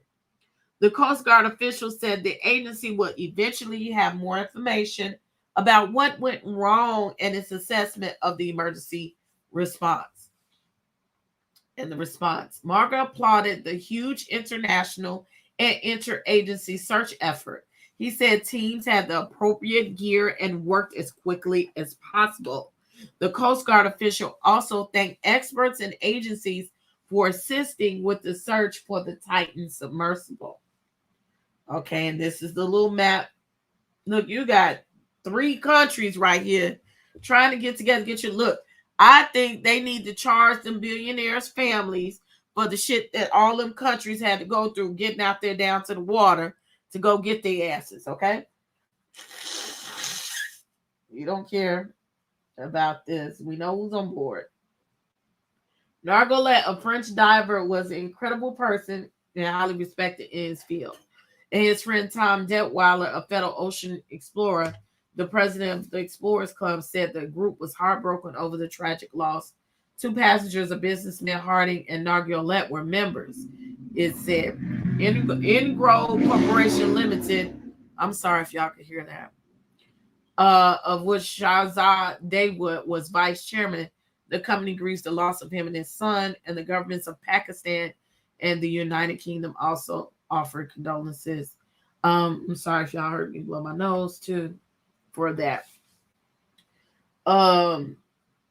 This is James Cameron. I'm just going to read a piece of this. He said that the sinking did not come as a surprise. Okay. He's made 33 dives to the wreckage himself. He told CNN's Anderson Cooper that when he first heard the news of the Titan incident on Monday morning, he connected with his small community in a deep submergence group and found out that within a half an hour that the submersible had lost communication and tracking simultaneously. The only scenario that I could come up with in my mind could account for this was an implosion, he told Cooper on Thursday. That's today. The shockwave event was so powerful that it actually took out the secondary system and its own pressure vessel and its own battery power supply, which the transponder to that ship uses to track where the sub is. I'm looking at my tissue. Cameron said he did more digging and got some additional information that seemed to confirm that the submersible had imploded. I encourage all of them to raise a glass in honor on Monday, Cameron said of his community group.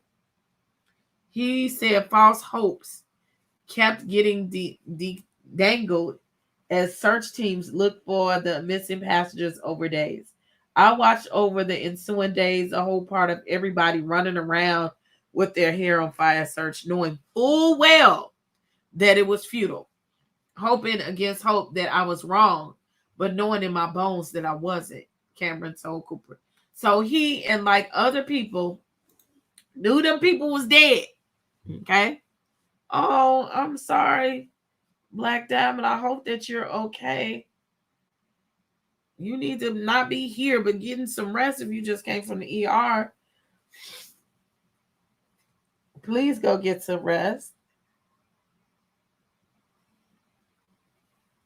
So they knew that something was wrong. Okay. And all the way down to the thick of it, the ride down was 2 hours long. They lost contact an hour and 45 minutes in. Then it still would have been a couple of hours. They waited like the couple of hours that they would have been jagging off down there trying to find the Titanic. Because as they already knew that they had a janky communication system. So I guess they thought, well, maybe because our communication is janky, they might come back up, right? So after it started to get dark, that is when they asked the Coast Guard to get involved because they knew something was really wrong and the people wasn't coming back. They knew Sunday night. They knew in their hearts of hearts Sunday night when they called it that this wasn't going to end well. So I want to show you this implosion. Okay. This is what they say. And they make this stuff really, really fast. They ain't got to do the music. I know they got, I don't like the music, so I'm not playing the music to it. It should sound creepy. This is what they feel the implosion look like. And then I put up here when the people died. The instant collapse of the pressure, the hull would immediately heat the air in the sub all around the surface, and the sun's temperature as a wall of metal and seawater smashed one end of the boat to the other, all in 30 milliseconds. So what a lot of people say, and what I say too, these people died, and these men didn't even know that they were going to die. They didn't suffer from asphyxiation, of running out of oxygen. They didn't hit something and see themselves hitting something and they passed away. They just died. If I'm going to die, I would like it fast and quick as well. Like I said, I don't want to see it coming. I don't want to know that we're going to do it.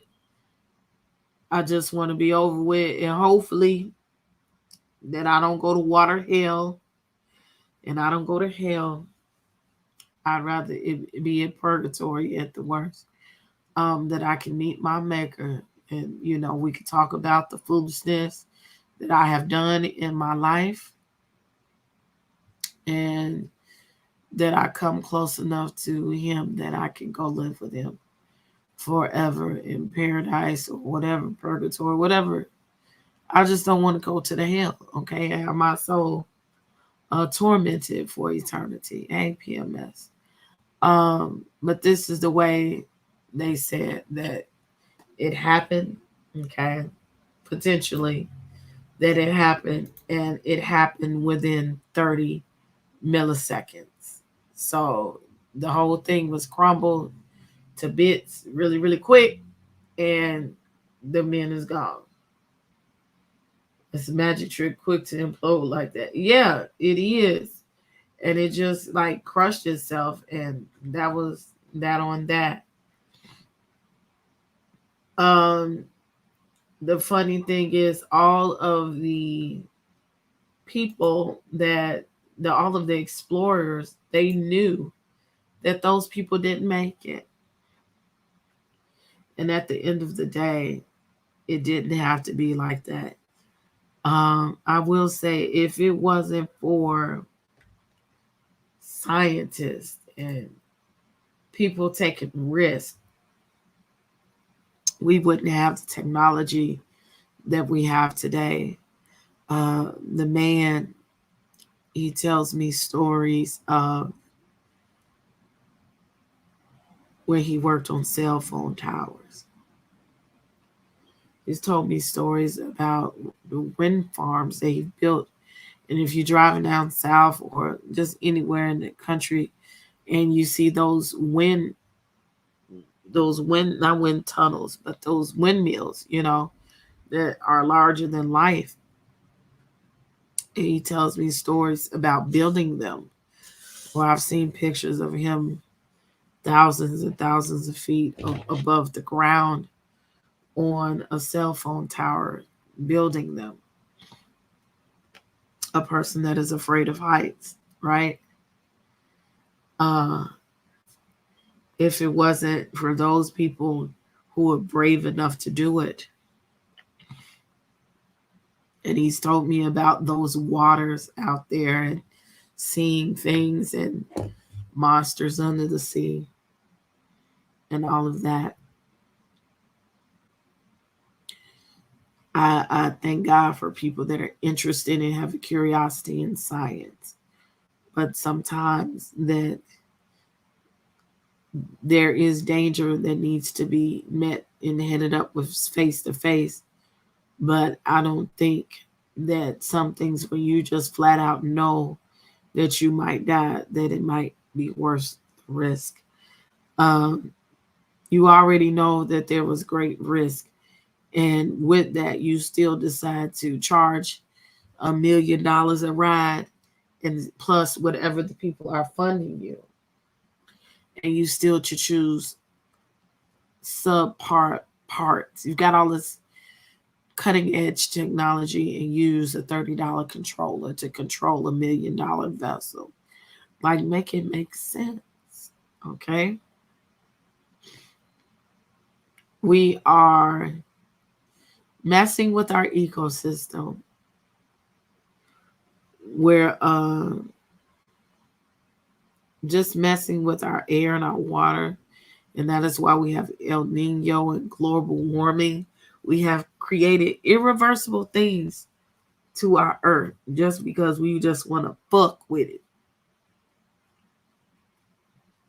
Or we want to create something. And we have created some things that are far beyond return. And whereas I appreciate these people with this technology wanting to go see this boat, wanting to learn how this happened. Y'all already know how it happened. Why do you have to go down there and fuck with it? How many times you gonna look at the motherfucker, right? Less than 200 people have been down there to see it. Y'all done took all the pictures in the world. I'm going to show this video one more time for the people that didn't get a chance to see it earlier.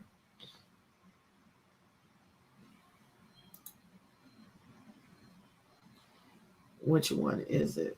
It's not that one. It's got to be this one. Yeah, it's got to be this one. I don't know what my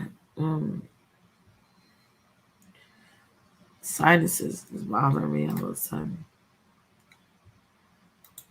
It's time for me to go to bed. It's not this one.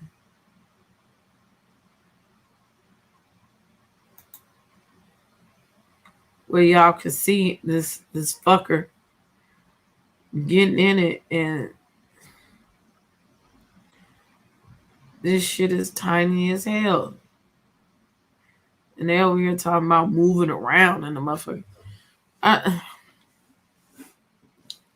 Which video is it? Did I move past it on a different screen? I probably did.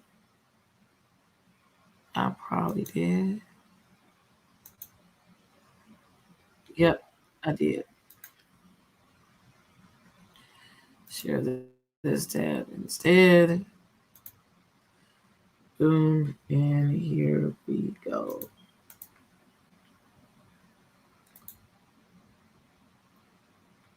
We are inside the submersible Titan, which is a carbon fiber and titanium sub that can go to the depths of the Titanic. Hi, my name is Stockton Rush. I'm the CEO and founder of OceanGate. Let's take a look at Titan. So we're coming into the sub. This is the only toilet available on a deep diving submersible. Best seat in the house. You can look out the viewport. We put a privacy screen in, turn up the music, and it's very popular. We have our control screen here, our sonar screen here, and we can put any image we want in the back. We've taken a completely new approach to the sub design, and it's all run with this game controller and these touch screens. So if you want to go forward, you press forward. If you want to go back, you go back. Turn left, turn right, go down, go up. And it's Bluetooth, so I can hand it to anybody. And it's meant for a 16-year-old to throw it around, and super durable. We keep a couple of spares on board just in case. This is the second year we've been out to the Titanic. We went out in 5 8-day missions. We did about 10 dives to the wreck site of the Titanic, and we did an extra dive on an undiscovered reef that we found. Completely privately funded operation, and we're funded by, we call mission specialists who help support the mission. So they take quite a bit of money to come and join us. Years ago, the Russians took tourists out to the Titanic. And it was just sort of a look and see thing. We really are focusing on the science around it. We want to document what the wreck is like now and also try to predict what it'll be like in the future. It's continuing to decay, and it seems to be accelerating. It's being eaten by a bacteria, so it's literally being eaten by the ocean. It's not rusting away. So these things that are called rusticles are actually the byproduct of a bacteria that eats the iron. And as it does that, these decks are collapsing. The promenade deck continues to collapse forward. We saw some of the railing is starting to lose its structural strength, which is really a sad thing. That's when it's going to stop looking like the Titanic. The interest in the Titanic is the reason we go there, because people are willing to fund this kind of exploration and science, and that gives a completely different research component that almost nowhere else in the deep ocean can you get funding to go back every year for decades and see how coral reefs develop and see how metals decay and see how currents change. I mean, that just, you can't justify that. No government will pay for that. Nobody wants to go back to just some old reef, but people do want to go back to the Titanic. And that's why we go, is because people want to go.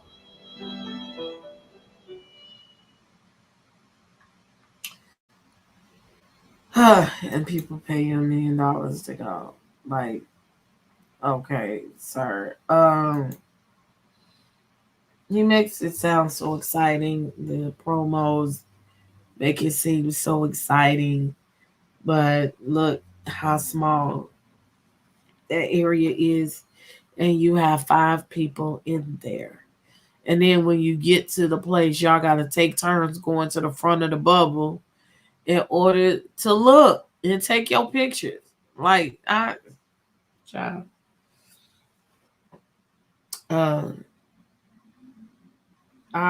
You know, again, they messing with God's earth and souls. He's saying it's sad that the promenade deck, it's underwater. It's underwater. It don't matter no more. Okay? It does not matter no more. Y'all are not learning too much of anything from, you know, going to look at this wreckage. You know, it's not helping technology of today. So, you know, you've already got a few pictures. What it do? You know what I'm saying? It is what it is. So, like I said, it's just a lot to take in. I hope they still do research when taking people down, knowing that they don't have the proper technology of the shit, man. Fuck all that, okay? And the people want to water him, thinking that their money bought the redemption. You know what I'm saying? So I'm over that. Who is messaging me at this time of night? You must be out of your mind. But anywho, so like I said, I hope that y'all are enjoying this simulcast, and if you're watching on the replay, please hit the like button. Okay, stop talking to me. I'm live. They can hear that. You hit the like button. Please subscribe, because this is just one of the news channels. We have fun here, right? I want to see the reefs too. Okay. Please subscribe to the channel. Please support the channel financially by hitting the join button and joining the channel. What am I looking forward to? You can also support the channel financially by hitting the cash app. A couple of dollars is always appreciated, or giving a super chat. If you're watching on the replay, you can also support the channel financially by giving a super thanks. That's the little heart and the cross down at the bottom, okay? And you can also give a super thanks, and that will help support me. And I do take all forms of payment as well. PayPal, Venmo, Google Pay, credit card, whatever. You can support the business by buying some lip gloss. We got all kinds of ways that you could go over here and give me some of your hard-earned cash.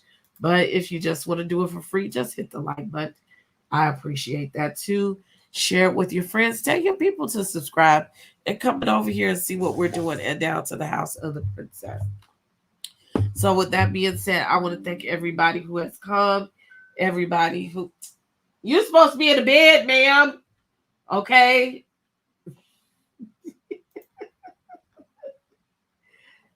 You're supposed to be resting.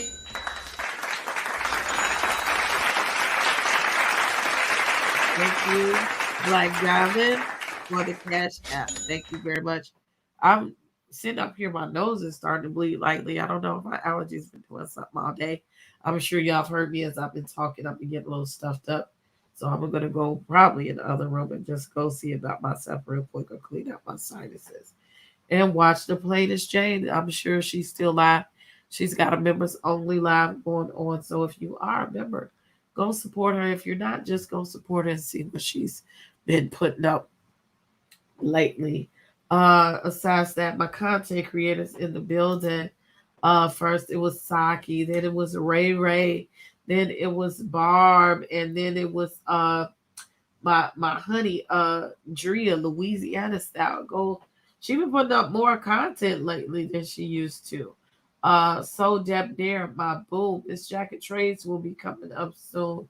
Red Labels, Confessions, and Cocktails, whatever. You know who he is. Again, Ray Ray. And we got Black Diamond. I'm not saying somebody. Let me look. PMS. And Barb, right? My sister Barb. I should have gotten everybody. That's a content creator. Go find them. Click on their stuff. They got 3 dots by their name. You could go to their channel and you can subscribe to them or whatever, and it won't hurt a soul. Okay. Aside from that, go get you some rest. Go hug somebody. Go love on somebody. Get out tomorrow and walk the kids out of nature. I know in the UK and over across the ponds and things, it's already tomorrow. So I hope that while you're getting ready for work or just getting up to start your day, that you have a great day, okay? Thank y'all so much for the salutations.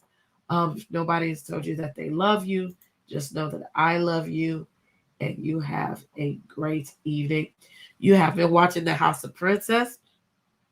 This was 50/50 News special report about the submersible Ocean Gates Titanic and the demise of its 5 occupants. Stay tuned for more stuff. Now, but meantime, it's time for me to turn out the lights. Have a good night.